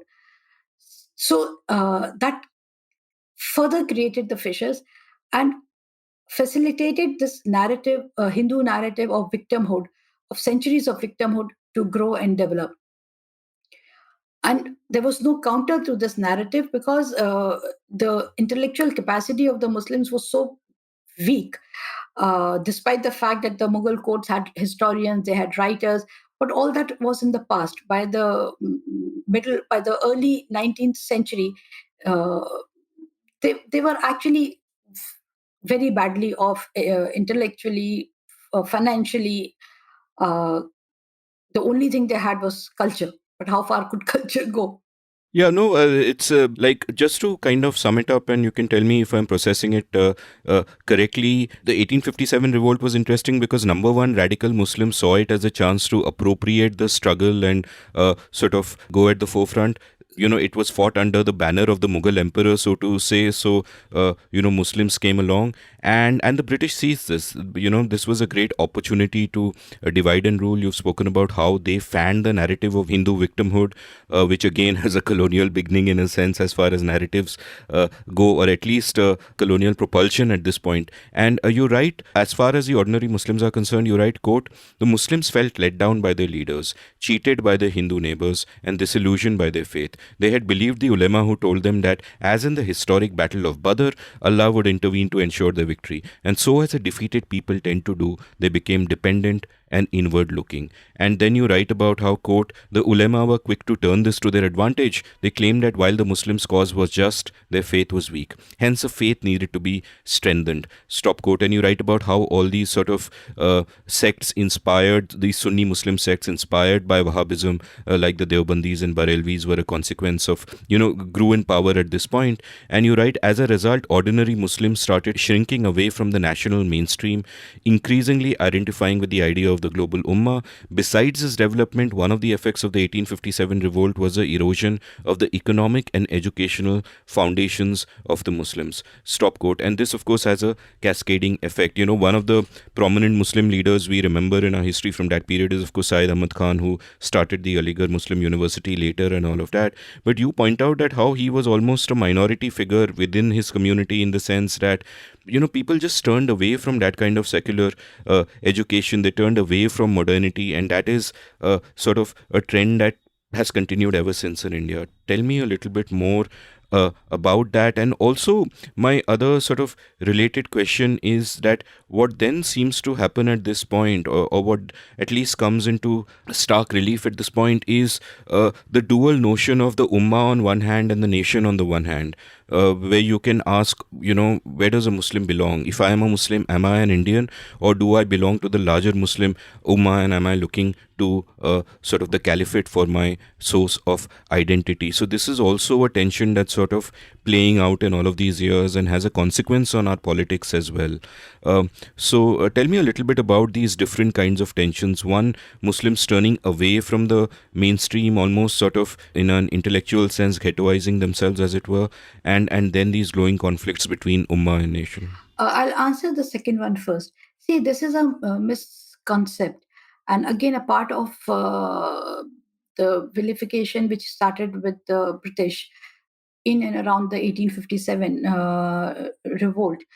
That Muslims, there is a ummah. They are not subservient to the regime. They are not. They don't consider themselves citizens of a particular nation where they live. Their loyalty always lies with the central figurehead of the caliph. Now, the thing is that if you see in India, even through the various Muslim dynasties, starting with the Delhi Sultanate, there was no connection with the caliph. So much so that during the reign of Akbar, he actually challenged the caliph in the sense that he said he was deserving of being a caliph. So, and India was never a Islamic country, despite this long history of a Muslim rule preceding the Mughals. Also, it was never declared a Islamic country. That was one of the factors that it was always out of the pale of the larger Muslim ummah, because it was considered a country where majority is still not Muslim. So it did not qualify as a Islamic country. So the Muslims in India have always been rooted in this country, which is another reason that though Muslims go out for employment, you do not see Muslims settling down in a lot of foreign countries. The majority of guys who go to the Middle East for employment, they work there, they earn their living there, send remittances back home, and once the job is over, they come back here. You don't see that Muslims are going in containers and somehow getting into Canada or getting into some place because just they feel that they can have a better life there. Uh, Even when partition happened and they were promised a Muslim country, a Islamic country, majority did not go. The rich went primarily because they thought they'll wield more power there, as opposed to India or as opposed to Hindu India. But the lower middle class, the poor, they did not go because they have been so rooted to the land. I'll give you the example of my own family. We have been the most immobile family. In my family, nobody has moved anywhere in life physically. I grew up in Agra. The maximum I went out was come to Delhi and live in this area. My entire family, we are all in and around Agra. For generations, we have lived here. So our this fondness of staying in a place and identifying that with that place, identifying with that the culture of that place, the food of that place. I mean, I still hanker for street food in Agra. People say the best street food is in Banaras or Lucknow, but I keep saying no, Agra is the best, and I know which hawker sells the best stuff. So this rootedness has in India has ensured that there is no concept of a ummah. No Muslim looks up to anybody. In any case, there is no global Muslim leadership anywhere. So, what is that Muslim looking at or looking for? You don't find any Indian Muslim, forget going to Palestine or forget going to Afghanistan to fight. Nobody even raises a voice for Kashmiris. I mean, Kashmir is a part of India, and Kashmir has been suffering this roiling insurgency since 1989. And so many atrocities, so much of violence has happened against the Muslims in Kashmir.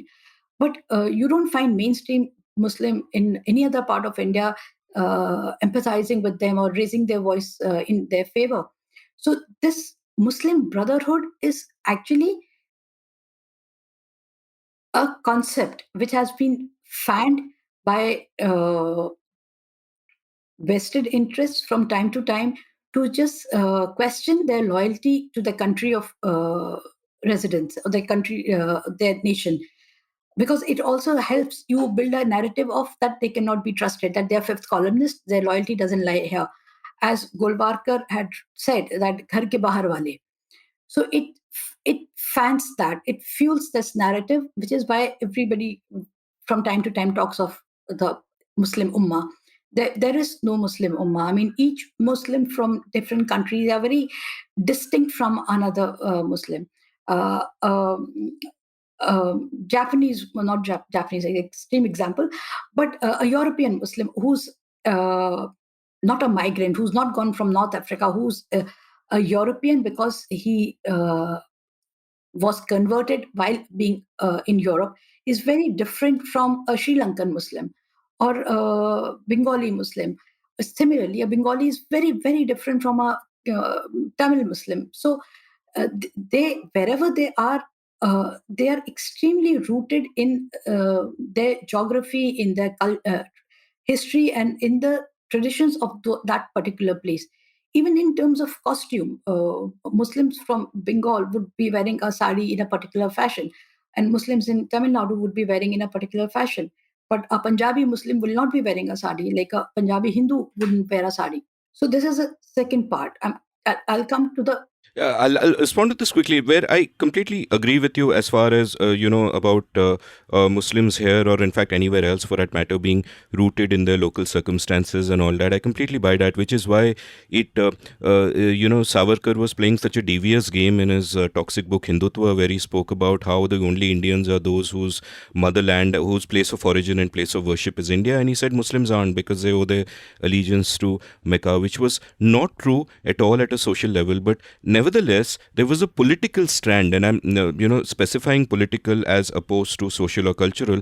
There was a political strand which did look to the caliphate, for example, and it's very consequential to how our history turned out. And I'm referring, of course, to the Khilafat movement of the Ali brothers, where after World War I was over, they demanded, the Khilafat movement demanded a sort of reinstatement of the caliphate, as it were, and that became consequential for us because Mahatma Gandhi, who at that time hadn't really become the leader of the Congress, so to say, tied up with them as as a tactical means, and became the leader of the Congress, which caused Jinnah, who until that point was a great moderate leader in the Congress, to walk out in disgust and say, "What the hell is this?" Because it was, of course, incoherent. Because Gandhi is talking about the nation, and the Ali brothers are talking about the Ummah, and eventually, of course, that alliance fell apart, but proved to be really consequential.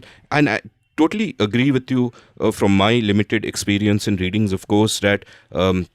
Most Muslims are just rooted in their circumstances. But nevertheless, what is happening in modern times, and this is something that you describe later, is that you have these Saudi petrodollars coming into India, where they are setting up these organizations all over the place, and they are doing what, like at one point in the context of Assam, you write, quote, "Today, the traditional Mekhla Chador of Assam is being replaced by so-called Islamic dresses like salwar suits or shararas, complete with the hijab," stop quote. So at a political level, there is an effort to sort of go beyond the local specific, sort of, leave the Mekhla Chador aside and put on the hijab. So, does this worry you? Is this increasing? Is it part of the vicious circle of extremism that's kind of going on? There are two things here. Actually, you have asked two questions. The first is the Khilafat. Now, see, this whole Khilafat movement, uh, this is exactly why I have written that Muslim politician is absolutely irrelevant, because he doesn't represent his own people. So, during the freedom struggle, when everybody was veering towards fighting the British, there was a group of people, which Ali brother Johar, Muhammad Ali Johar, and his brother. Their priority was amorphous concept. I mean, even the Turks didn't want the caliphate to survive. I mean, they were tired of it. But because these ulemas, I mean, not ulemas, they were not ulemas, but they came from a strand of religion which was driven by ulemas. I don't know if you've read Maulana Azad's India Wins Freedom. He describes this meeting with Gandhi, and where these Maulana Basri and all these people are there, and Ali brothers are there. And they said, our priority is that the caliphate should be restored. And people like him and Azad and Maulana Azad and Rafi Ahmed Kidwai, and they were perplexed. They said, but that is not our agenda. Our agenda is something else. So even at that point, these people, these group of people, their worldview or their concept of what Muslims should stand for or what Muslim politics should stand for was very different from what people wanted, which is why in the early years, Muslim League had no support. They had no ground support. It was only a party of leaders and party of petitioners. They didn't have ground workers. The ground workers came only when Jamaat Islami aligned itself with Muslim League. That is when they got that street power and they could carry out their violence and other things. But as long as it was shorn of Jamaat Islami, they had nothing to stand on, which is why even Jinnah, when he came and he drifted into Muslim League had no base in India. That base was built only once Jamaat Islami cadre came, and Jamaat Islami cadre was in any case hugely dogmatic because of Madudi's philosophies. In fact, Madudi's influence went well beyond India. Even Muslim Brotherhood, they drew inspiration from Madudi's writing. He's supposedly the first person who has given some kind of a concrete shape to the concept of political Islam. So all this happened later. Now, coming to the second part of your question, which is that in Assam, what is happening, the petrodollars, this is what I refer to as Arabization of Indian Islam. This is, again, it's not radicalization. It is actually, in real sense, Arabization, because the earliest Islamists also, they felt that because Islam came to Arabia, so Arabs were the chosen people. Though Prophet in his last sermon has said that Arab is not superior to anybody else and all people are equal. But Arabs have always maintained their superiority. Even in the present day politics, their biggest rivalry has been with Iran, only not because they're Shia Sunni. Shia Sunni is one part of it. The other part is this traditional rivalry, that historical, cultural rivalry, because Persia was a very evolved nation. Well, even before Islam came, well before Islam came, whereas Arabia was a primitive group of tribes. So they really did not have a society as sophisticated, as learned as Persia had, Iran had. So this rivalry is comes from there. So when they realized that in the Indian subcontinent, or a lot of the Central Asia, the Persian version of Islam, despite being Sunnis, their mannerism, their language, their literature, this is becoming popular. In fact, the Persian language was part of our Indian language, the court language, well after freedom also, independence also. So when this obviously was a huge inferiority for the Arab society or Arab politicians, because they were fueling themselves up thinking we are the chosen ones, we should be predominant. But because they had nothing to speak of, no economy until the oil was found, they couldn't do much about it. So once they had the resources, they started this export of their version of Islam in great earnest, and it spread rapidly. But see, in India, despite this, it did not come in a very violent fashion as it happened in parts of Pakistan and Afghanistan. Fortunately, because again, there is no ummah, it's just a very rooted, geographically limited or located religion that people are imbibing Arab practices. They are trying to find a Arabized version of their practice of Islam, whether it's in language, in dress, in saying Allah Hafiz, or in saying Ramadan and Salat instead of Roza and Namaz. And so they're doing all this, but it is limited. As of now, it is limited to only that. It is not really translating into extremism or radicalism. And I'm just leading you on. That is also the reason that despite this whole idea of terrorism, Islamic terrorism in India, and our government keeps saying that terrorism is the biggest threat to humanity, I do not believe that we have terrorism is a problem in India. I do not believe that our threat is terrorism. I think it's complete propaganda. Yeah, I mean, I agree with you. It's just a no-brainer that we don't have that kind of terrorism here. If anything, it comes in from outside. Let me take you back to the other question, though, which in on this show there are a lot of digressions because we discuss so many things that we just jump from one to the other. But the other, I'd asked two questions, and the other one was this then tendency to look inward, to become, after 1857, the ulemas get more extreme and they get more of a hold. And you speak about how Muslim society then turn inwards. It is distrustful of secular education. It buys a rhetoric that all you need to know to prosper in the afterlife or whatever is knowledge of Islam and the Quran and all of that. And that becomes and in a sense, a modern sort of illustration of that is that incident you described from your own life, where at the age of 16, while you are writing essays to get into universities abroad, one of your cousins is being felicitated for memorizing the Quran. So, tell me a little bit about this sort of drift and how it kind of harmed the Muslim community here. And I suppose it is possibly related in some way, and maybe you can expand on that. But what you said earlier also about Muslim political leaders not really representing the people at large per se. So tell me a little bit about these two strands and the kind of marginalization that it's resulted in. See, the ulemas in India have always been very conservative, very dogmatic. So it's not that they suddenly became extreme, because the source of their Islamic learning came from largely from Shah Waliullah, who was exposed to this sort of Islam when he went for Hajj to Arabia, and he was, though there's no evidence that he met up with Abdul Wahab, but he was familiar with his works, his writing. So when he came to India, he sought to reform Indian Islam, which he thought had fallen on bad days, because people were had adopted so many customs and cultures of the local people.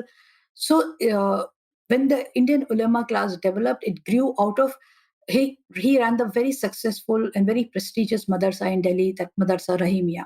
So when this uh, learned class of Indian ulama came, mostly emerged from Madrasa Rahimia. So they were always like that. What happened after 1857, when your financial power was taken away, when you were economically degraded, with so much of loss of life, and hope of future was looked very bleak.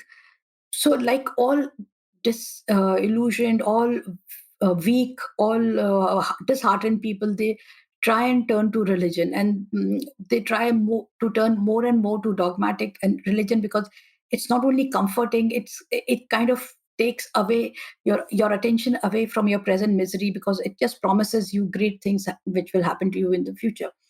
So this is what was happening to the Muslims, because they were so much in disarray. I mean, the widespread bloodshed that happened after 1857. I mean, if you read the old accounts, it's in the North India, there were villages which were wiped out. So people at that point, they had no way of finding some kind of support. Who could they turn to? The emperor was no longer there. They were rudderless. They were leaderless. So at that point, the ulama smoothly moved into this space. And Muslims, in any case, had a historic tradition of looking up to a religious figurehead as a ruler, because you have a history of caliphate where the early four caliphs were also, they were both spiritual as well as temporal leaders. So for them to accord the leadership status to a ulama or to a group of ulamas was not very difficult. They just thought maybe this is how we'll reclaim our lost glory, power, or whatever. So that is when the ulama started wielding a disproportionate influence over the population.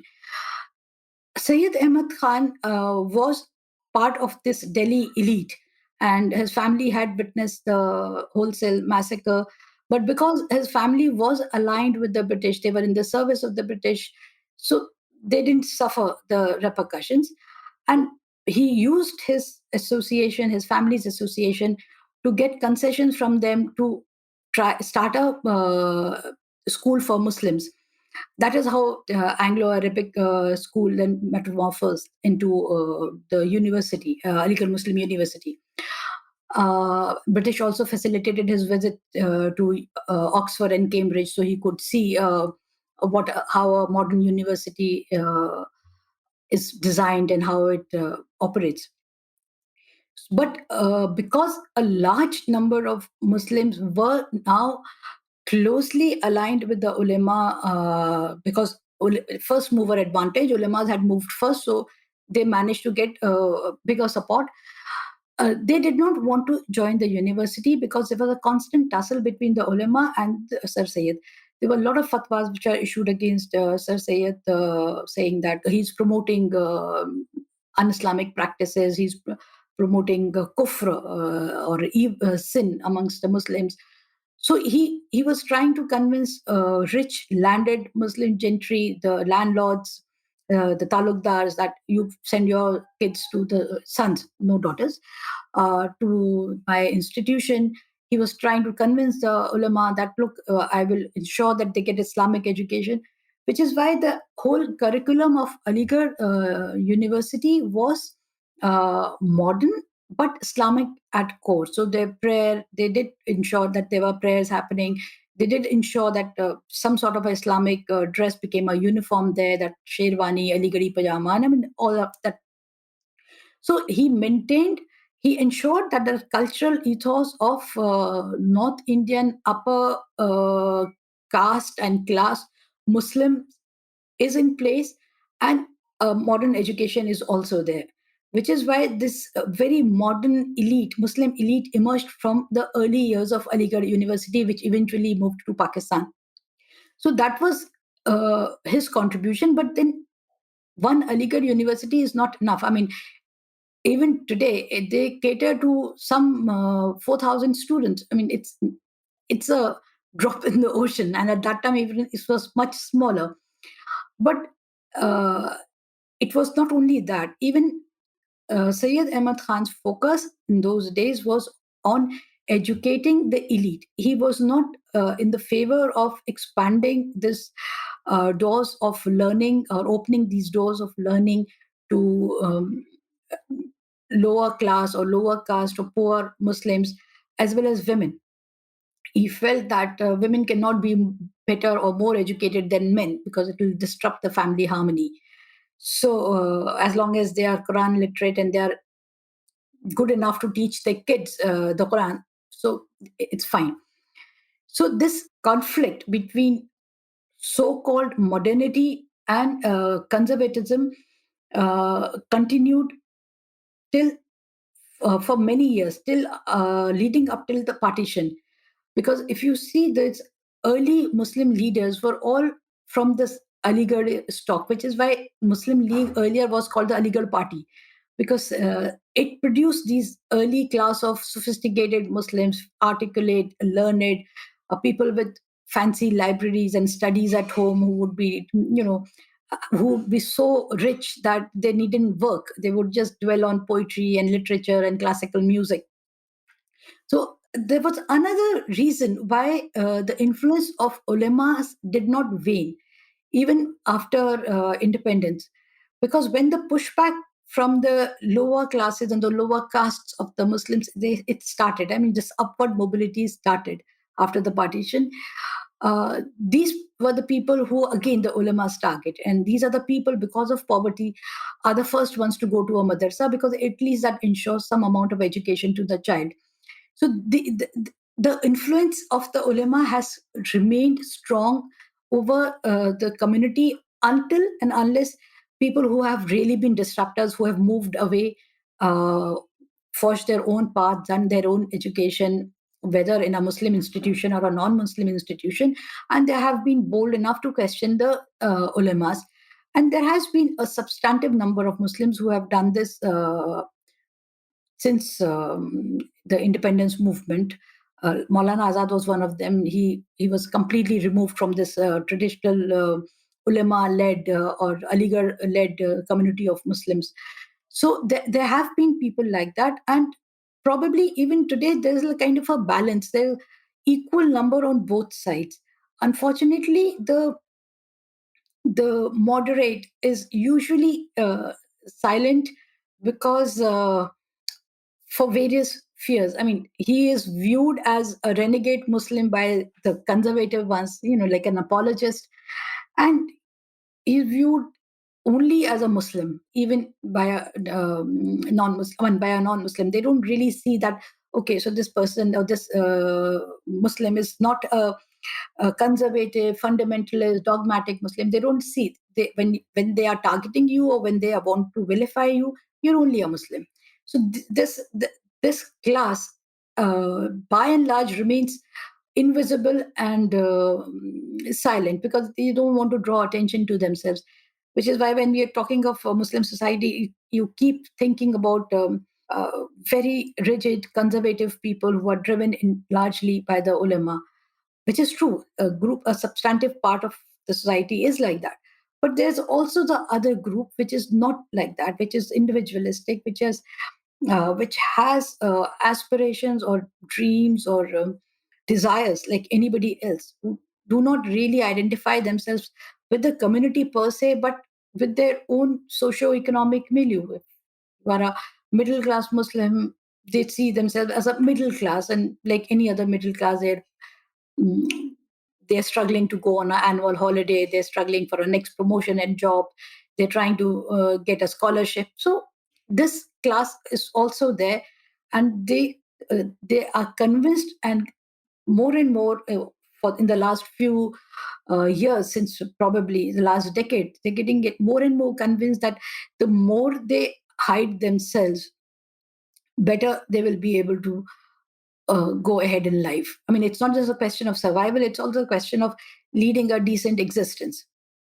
No, that's really tragic and resonant. And you mentioned that it's become worse during the last 10 years, and there are multiple reasons for that. One, of course, is the rise of the BJP, which we'll talk about, and how virulent everything has become. But as far as moderation is concerned, like when you were telling me about the moderate Muslim, yeah, of course, the radicals will think he's not Muslim enough, but then for the others, there is a moderate Muslim can never do enough to convince him that he is not like the radicals, and that is in fact a tendency that I see in other domains also. It's not just about Islam, it's say in the domains of politics, where, for example, the word centrist has become a pejorative on Twitter, where people will call Shekhar Gupta a centrist as if, it is a pejorative and something really bad, because what you have is you have these ideological echo chambers on social media, and they have their purity tests, and it's a race to extremism, as within those echo chambers people will keep signaling their virtue to get higher and higher, and one way of doing that is by castigating those who are not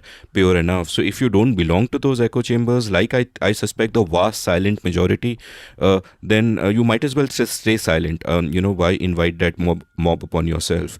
And I guess that's true in the context of anything that, I think social media also has exacerbated this drift towards the extremes. Now, one of the sort of parts of your book which I was struck by and also saddened by is when you talk about this person who does odd jobs, and his name is Jiarun, and which is an odd name, but one day you discover that his actual name is Muhammad Ziarul Haq, which he tells you, and two other people as Sonu and Bablu, and one of them one day tells you in confidence that hum bhi Musalman hai. And this is really sad, because it's almost as if they have to hide their identity from the others around them so that there are no consequences, just as a matter of precaution. Again, going back to Annie's quote about home is not just where you are safe but where you are visible, and these are not people who feel comfortable enough to be visible, and they go to the extent of hiding their names and calling themselves Sonu and Bablu. Now, you've referred to sort of 5 historical reasons why there is this sort of distrust still has grown between Hindus and Muslims, and why they are in this state. I'll quickly skip through them and then ask you to elaborate. Yeah, one, there is partition, where nearly 8 million Muslims cross over to Pakistan, and a sizable proportion of these are the elites. It's almost as if all the elites who can afford to go just go, and what you have left behind is the slightly lower classes. And so there it has a devastating impact. Then the bloodletting that happened during partition leads to distrust. So, starting with Sardar Patel, who doesn't want any Muslims in the, in the levers of government. So Muslims are filtered out of the army and the bureaucracies. And you quote Najib Jung at one point saying, even about modern times, that, quote, Muslims on a selection panel may be hesitant to push for a Muslim candidate for fear of appearing parochial or communal, stop quote. And then this leads to the other factor that a lot of Muslims feel, hey, we won't even get a fair deal. So you call it the reluctance to even try, and they don't even sort of make the effort. You again quote Wajahut Habibullah saying, quote, there are 2 issues here: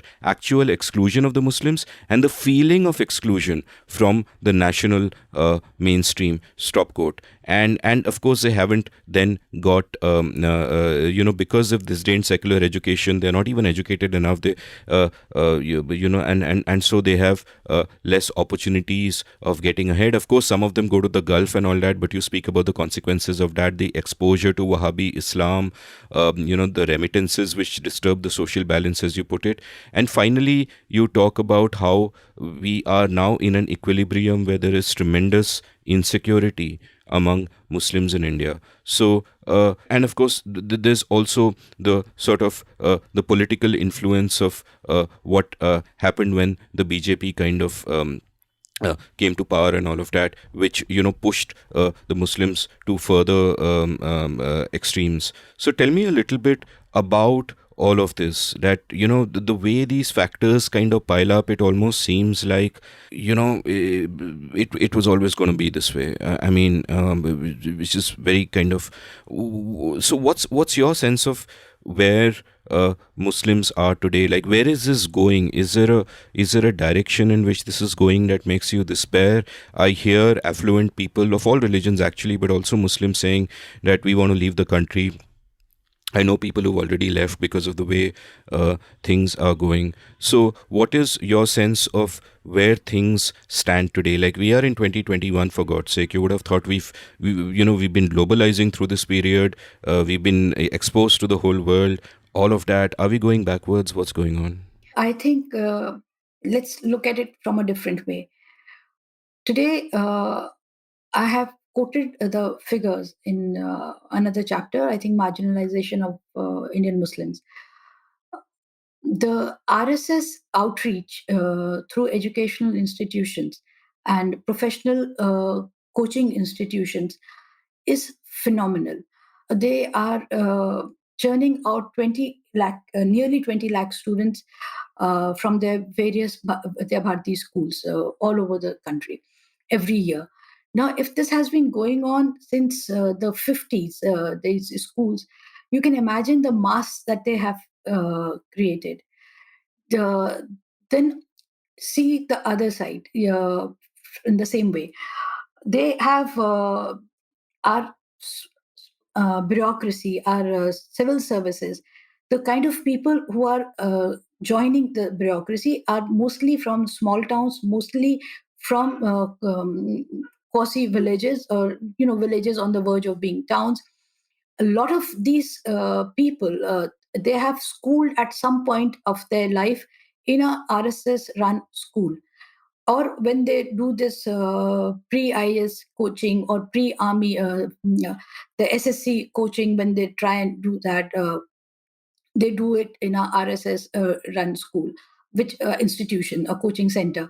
So this outreach is so huge, and this kind of deliberately misleading version of your history, which is being taught to them, it becomes truth. I mean, why will you question it? Why will you think that you have been taught something which is completely false, or which is not correct, or which is exaggerated? Because if you've learned this, it's part of your mental makeup now. A lot of people think that history is nonsense. History is it's of no use. I mean, you do sciences, you do maths, you do computer sciences. But the truth is, at some point in your life, you have studied a faulty history, and that never leaves you. That impression never leaves you. Take, for instance, partition. We hear stories about atrocities that Hindus and Sikhs have suffered in partition. We have this collection of stories from people who have suffered. They have passed it on to the next generation, to their children, to their grandchildren. They talk about it. But the similar stories are also being collected in Pakistan. I mean, it's not that there was no massacre of Muslims. I mean, there was massacre of Muslims also. But when we recall partition, or when we talk of partition and how badly we have suffered, we do not take into account that they have suffered equally. So it's a collective suffering on both sides. But in our narration, it's one-sided. Then this narration goes further on. Then you talk about, you bring in the ummah, you bring in the Islamic terrorism, you bring in appeasement of Muslims, you bring in so many various factors to create an image of a community which has wronged us, wronged the Hindus. They have their loyalty to India has always been suspect. They have been fifth columnists. They are the ones who get the best of the government policies.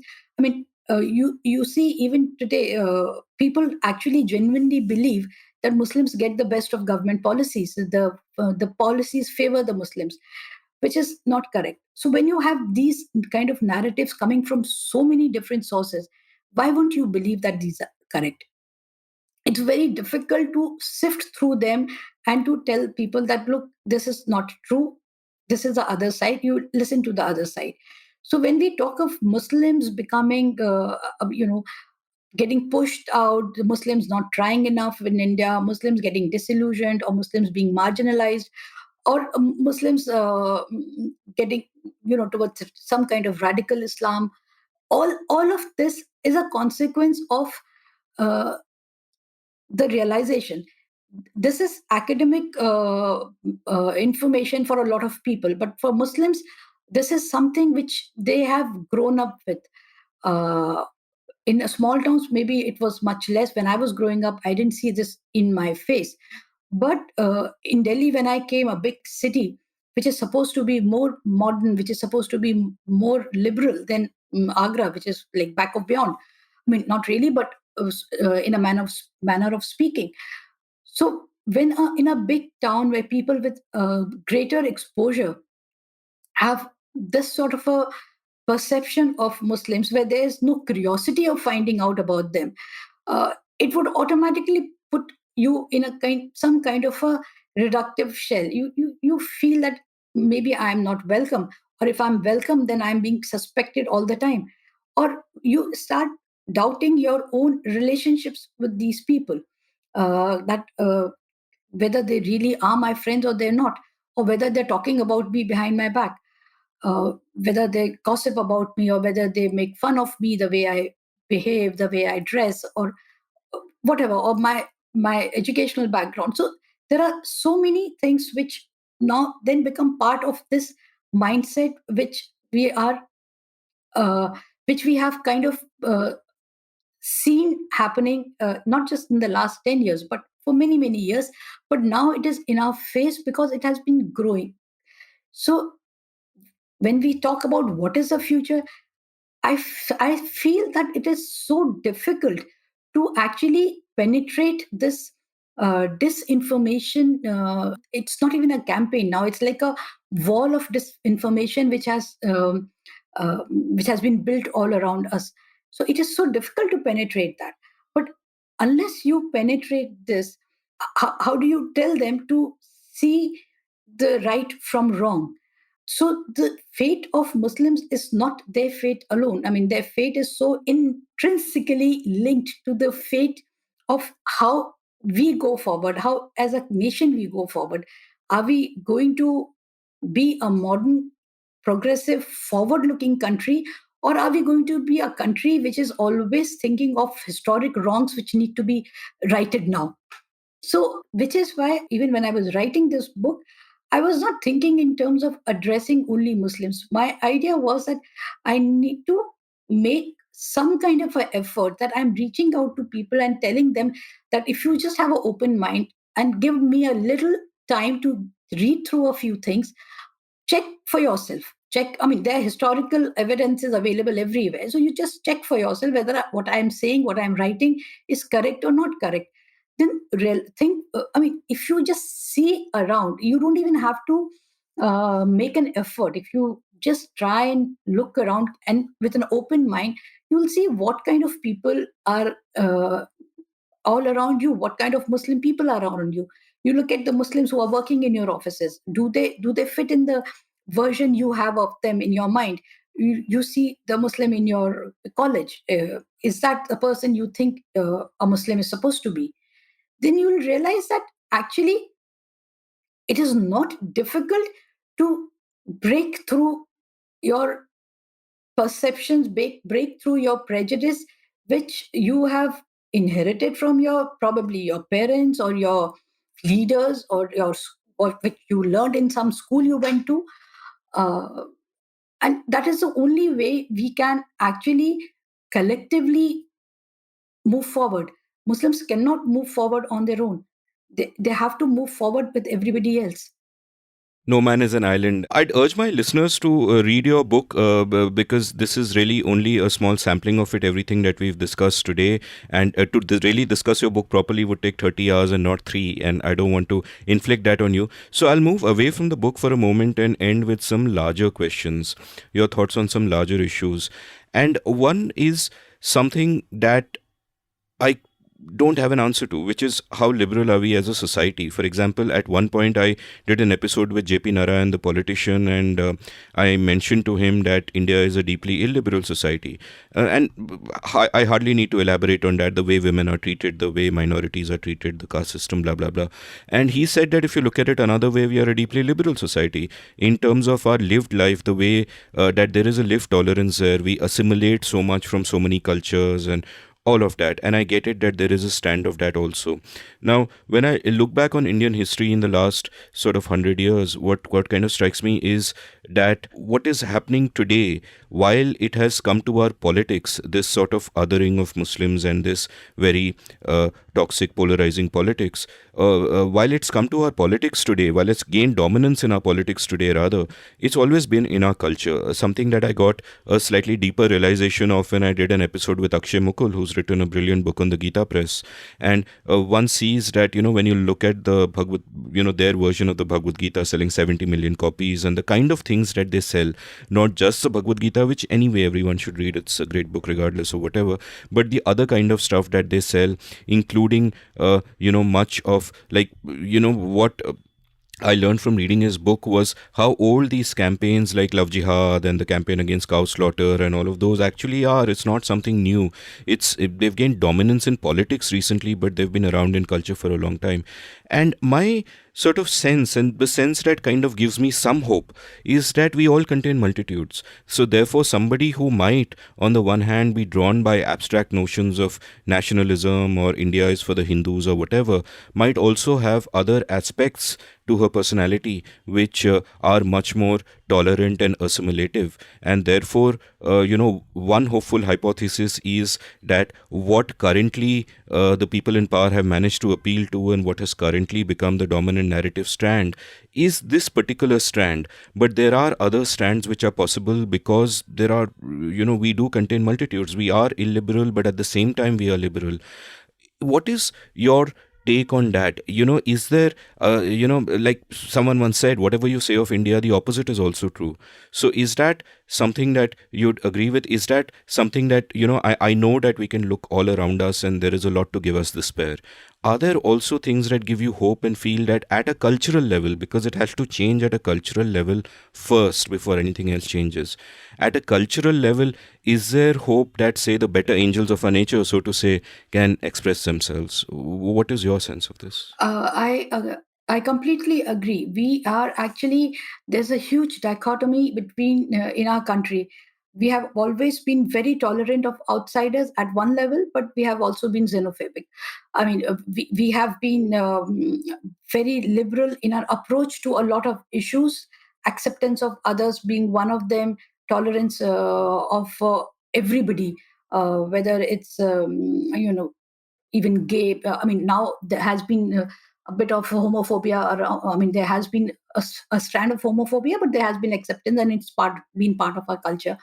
Uh, we have been very, very reverential about women in certain matters, and I'm not talking about worship, but we have been accepting of women leadership also, and not just in politics, but in other parts of our lives also, whether it's business houses, or within the family. Uh, and then we have cases of complete horrific violence against women. So we kind of inhabit both worlds. But coming to your question, specific question about what gives you hope, I think the recent example of this CAA NRC protest, which broke out or which started in Shaheen Bagh, and it kind of sprouted in all parts of India. And it was essentially driven by a Muslim's insecurity about their place in India, whether they'll be declared as non-Indians and shoved into some camp. But the kind of support that it garnered from all sorts of people, even people who were not known to be activists, they came out on the streets to support this assault on what they called constitution. But assault on constitution again is an abstract, vague concept. Essentially, on the ground, what was happening was assault on a community based on their religion.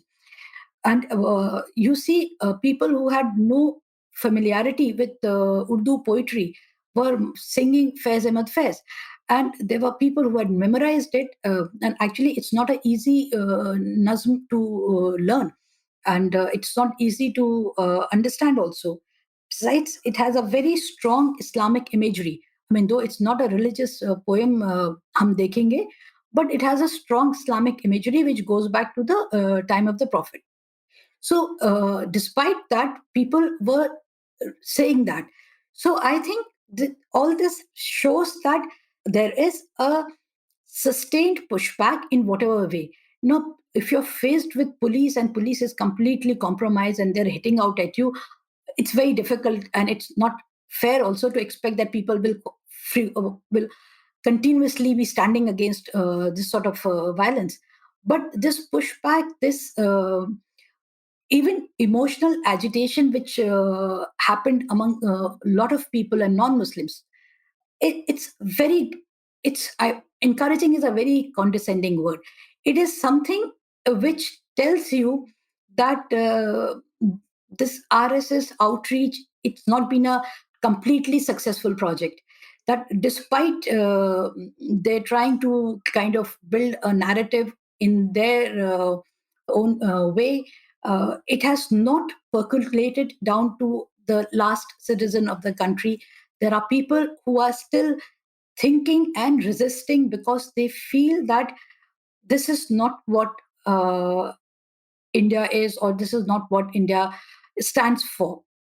I think this has been a huge moment. I am also not a activist by temperament. I am a very quietest sort of a person. I like to be on my own. I like being on my own, quietly sitting in one corner and just thinking about things and daydreaming. Or I'm not a very social person. But when all this was happening, and I was reading up stuff, and I was watching videos, it was something which was filling me up with this huge desire to go out there, and maybe I should also stand with them and do something. Maybe I'm wasting my life just sitting in my study and doing nothing. So that sort of momentum which it created, I think it has been unparalleled in recent times. And this is what is happening now with the farmers' protest also. So probably things will not change in a hurry. But as long as this resistance is there, as long as there are people who believe that they need to stand up and be counted, whatever the consequences, we shouldn't despair. No, very wise words. And as an aside, you mentioned daydreaming now and earlier, and it struck me when you mentioned it earlier that I'm also a huge daydreamer, to the point that, when I first read James Serber's famous short story, The Secret Life of Walter Mitty, Yeah. I thought that what is a big deal about this? Aren't we all like this? Yeah. Am I the only unusual person who's exactly like this? And again, I've done episodes on the CAA and also radically networked societies. I'll link those from the show notes, which that was a great example of society and the state that also gave me a lot of hope. So many young people not just singing fairs, but waving the preamble of the Constitution on the streets. Like, who would have thunk of something like that a generation back? Though I wish they had waved the Ambedkar version and not the Indira Gandhi version with the word socialism in it. But regardless, some preamble is better than no preamble. My other question is about politics. Now, at one point in your book, and I'll go back to your book just to sort of get into the subject, where you write about Indira Gandhi's role in this, and you say, quote, "The deterioration was due to a large degree to Indira Gandhi's changed style of politics. The minorities had begun to move away from the Congress eye. Indira Gandhi made a bid for the Hindu vote through the BJP's discomfiture." Stop quote. And I did an episode with Vinay Sitapati recently on the BJP before Modi and Shah, so to say. And one of the things that emerges there is that the Congress turned to the Hindu vote in a big way in the early 80s. And the BJP had then, when they were formed, Vajpayee was saying all these flowery things about Gandhian socialism and all that. But they had to respond because the Hindu vote was going away. And therefore, they responded by getting more and more radical. And, and it became a race to the bottom. And of course, the BJP won because, the bottom was not a new place for them. And when I look at current times, one of the things that disheartens me is that that soft Hindutva of the Congress remains in a lot of what they do. They did make Kamal Nath CM of Madhya Pradesh, despite all their posturing on Twitter. They'll do that soft Hindutva thing. They'll chase that vote. When the temple judgment came, they actually said that, it was Rajiv Gandhi who first opened the gates and all of that. You see the Aam Aadmi Party chasing that also with the chanting of the Hanuman Chalisa after the last election and all of that. And I think one realization, or at least one perception, because it may not be true, so I won't call it realization, but one perception which all these parties seem to have come to is that you cannot mess with the Hindu vote.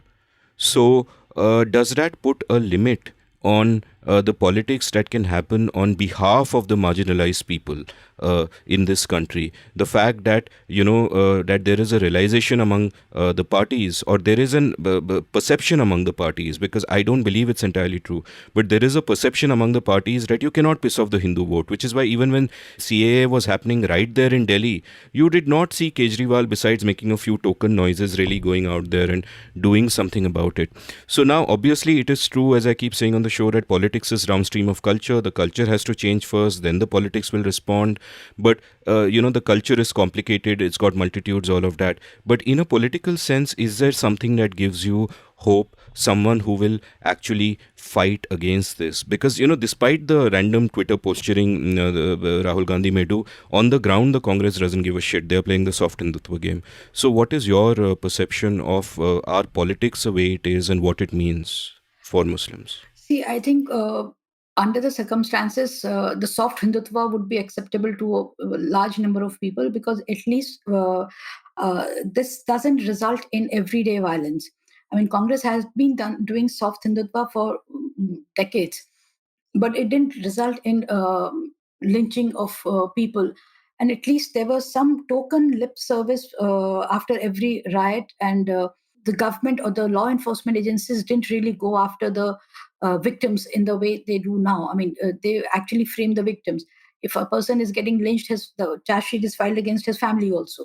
So at least this sort of everyday terrorism of civilians was not there.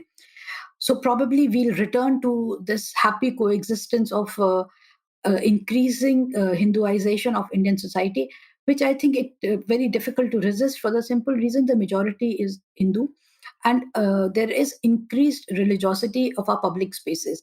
It's not just Hindu religiosity, but even Muslims are becoming overtly, I mean, in their wherever they're in numerical strength, they are becoming overtly demonstrative about their identity, or any other religion. So that is something which is happening in our society. Probably some kind of churning is required, and at some level, some point in time, we'll realize that it is all stupidity, and we'll go back to being normal human beings. But if this fear of the street goes away, then probably more Muslims can come out and claim part of this street. Right now, one of the reasons why they are comfortable in moving to a ghetto, though they don't get accommodation in a lot of places, but even when the accommodation option is available, a lot of them prefer to go to a ghetto, is because they think it's safe for them and their children. So once your streets are safer, your public transportation is safer, you'll see more people accessing it, more people making an effort here, more people asserting their rights here. So that can probably, over a period of time, have a cascading effect on our society and our the culture as we know it. And going back to what Kefi Azmi had said, that if every Hindu has one or two Muslim friends, then if there are more Muslims in public spaces, then probably more Hindus can find Muslim friends, and they'll learn to distinguish between what they perceived and what they find. Yeah, very wise words. I've taken up a lot of your time, so I'll end with a final question, which has nothing to do either with the book or the subject at hand, but instead about you. I'm always sort of awed when an author writes a book like this, because I think about just that process, how it must have changed that person. Because I think writing a serious book is always also a process of self discovery, about learning things about yourself and all of that. How did this book change you? Like, what are the big things you know now that you did not know before the book, perhaps? Or, I mean, what gave you the impetus to do a book like this? And having done a book like this, what was the process like? Was it difficult? Was it hard? At one point, you wrote about, how your dad wasn't so comfortable about the personal bits of, your childhood and all of that. But I think yesterday on Twitter, you wrote that he said to you that he's very proud of the way that you've written about the whole subject. And indeed, he should be, because what a wonderful book. So tell me a little bit about this process and what it's meant to you. Actually, I think I was veering towards writing this book since I started this magazine called Force in 2003. Though it was a magazine on national security and defense, and our focus was on the Indian military and external defense at that time. But that was also the time when this global war on terrorism was underway. And we used to meet. I mean, when I used to go and meet people, especially from the armed forces, I used to hear constantly that about terrorism.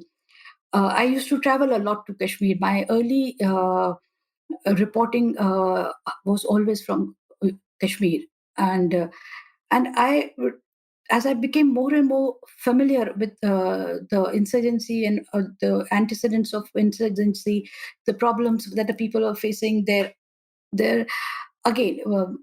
The vilification which we see now in the main stream, the mainland India, I started with Kashmir. I mean, that is, the people have been living with that for years. So I used to write, when I used to come back and write my article in the magazine, I used to bring in these elements about how rumors are spread, how perceptions are deliberately built to actually dehumanize some people. I mean, my earliest experience in Kashmir was so traumatizing for me. I mean, though I was not at the receiving end, but I was being driven to a separatist leader's house by a local boy who wanted to become a journalist. I had gone to the press colony to meet some people, and one of the journalists said that my younger brother also wants to be a journalist and he wants to go to Delhi and study journalism. Very young, nice, enthusiastic boy, and he offered to drive me to this leader's house. And while we were going there, the car was stopped by a CRPF guy who used his baton to very violently pound the engine, the trunk, and he stopped the car and he spoke to this boy very harshly. And this boy immediately, who minutes before was, very enthusiastically telling me his plans and how he was going to finish school now, and if I could help him, and uh, he was stopped violently. And this guy, he was cowering in fear. I mean, he was shaken up so badly. He got out of the car, and this constable was so insulting. I also got out and I said, "Why are you talking to him like this?" And he said, "Madam, aap chup rahiye. आपसे नहीं बात कर रहे हैं." So I felt this everyday humiliation. And this boy, from that point till the rest of our journey, he kept quiet. He didn't say anything because obviously he felt so humiliated in front of somebody he was bragging about. He was talking about how great he is and how well he's doing in his school. And so that was my first experience. And then subsequently, I used to see, we are traveling someplace, and I'm one fancy journalist from Delhi, so nobody would trouble me. But the driver of the car would be harassed, the taxi would be harassed at every checkpoint, and every 100 meters there would be a checkpoint. So that I became more engaged with their everyday struggle instead of the big picture of Pakistan instigating violence or terrorism into India. And while I was engaging with them more and more, I came across Islamic sect, LA Hadith. My first encounter with Islamic sect was in Kashmir, because in Delhi, I have not been so exposed to the Muslims or various strands of Islam, because I was not exposed to them when I was growing up. Then my work, my career did not expose me to this kind of religious conservatism. But it was in Kashmir. So that is how I got drawn into writing, kind of a clarification about the religion, and trying to address both the Muslims as well as the non-Muslims, that this is nonsense. What are you talking about? So jihad was one of the early subjects that I started writing about, that it's nonsense.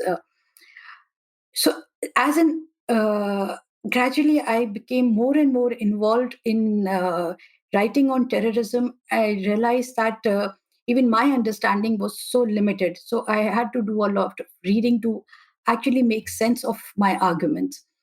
So with this background, when I started to write the book, or when I started to conceptualize, my first audience, I thought, was going to be the Muslims, and I was going to tell them that you're stupid people. Why are you doing these things to yourself? I mean, this is not what the religion tells you.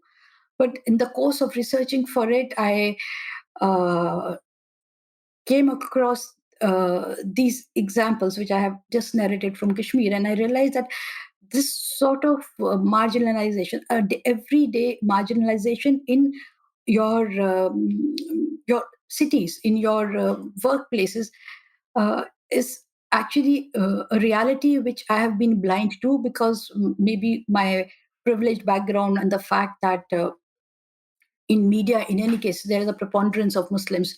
So that kind of insulates you from the larger society, because you only see what you see around you. I mean, you don't really see beyond what is evident to you.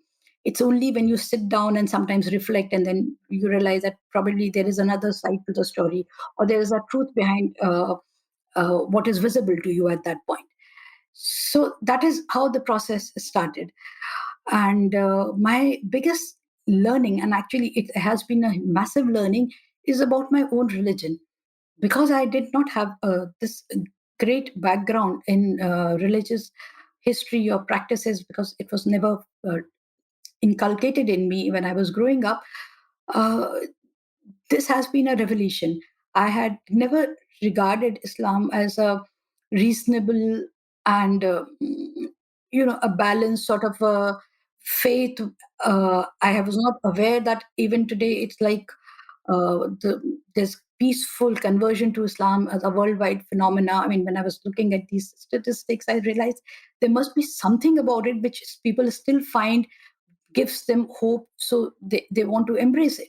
So this has been learning for me, and I feel if I can learn this, if I can find this out without making so much of an effort, I mean, it just takes a little bit of reading and a little bit of observation. Why can't others do that? I think you're understating it when you say little bit of reading and a little bit of observation, because you've clearly done a lot of both. And what I'm also impressed by is that all we spoke about here is really your book and this subject. You are actually a deep expert in another subject. You founded Force. You've written this wonderful book, Dragon on Our Doorstep, with Praveen Soni. Completely, again, different subject. That's about managing China and India's defense and all of that.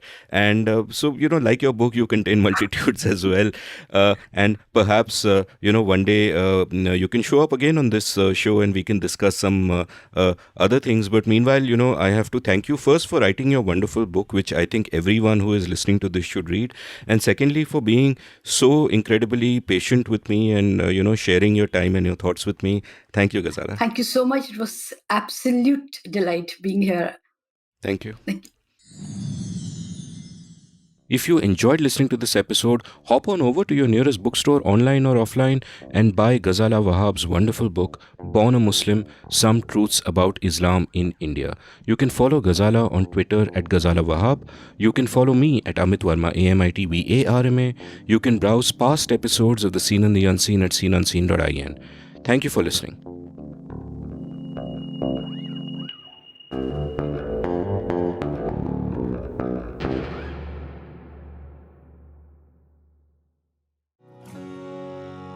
Did you enjoy this episode of The Seen and the Unseen? If so, would you like to support the production of the show? You can go over to seenunseen.in/support and contribute any amount you like to keep this podcast alive and kicking. Thank you.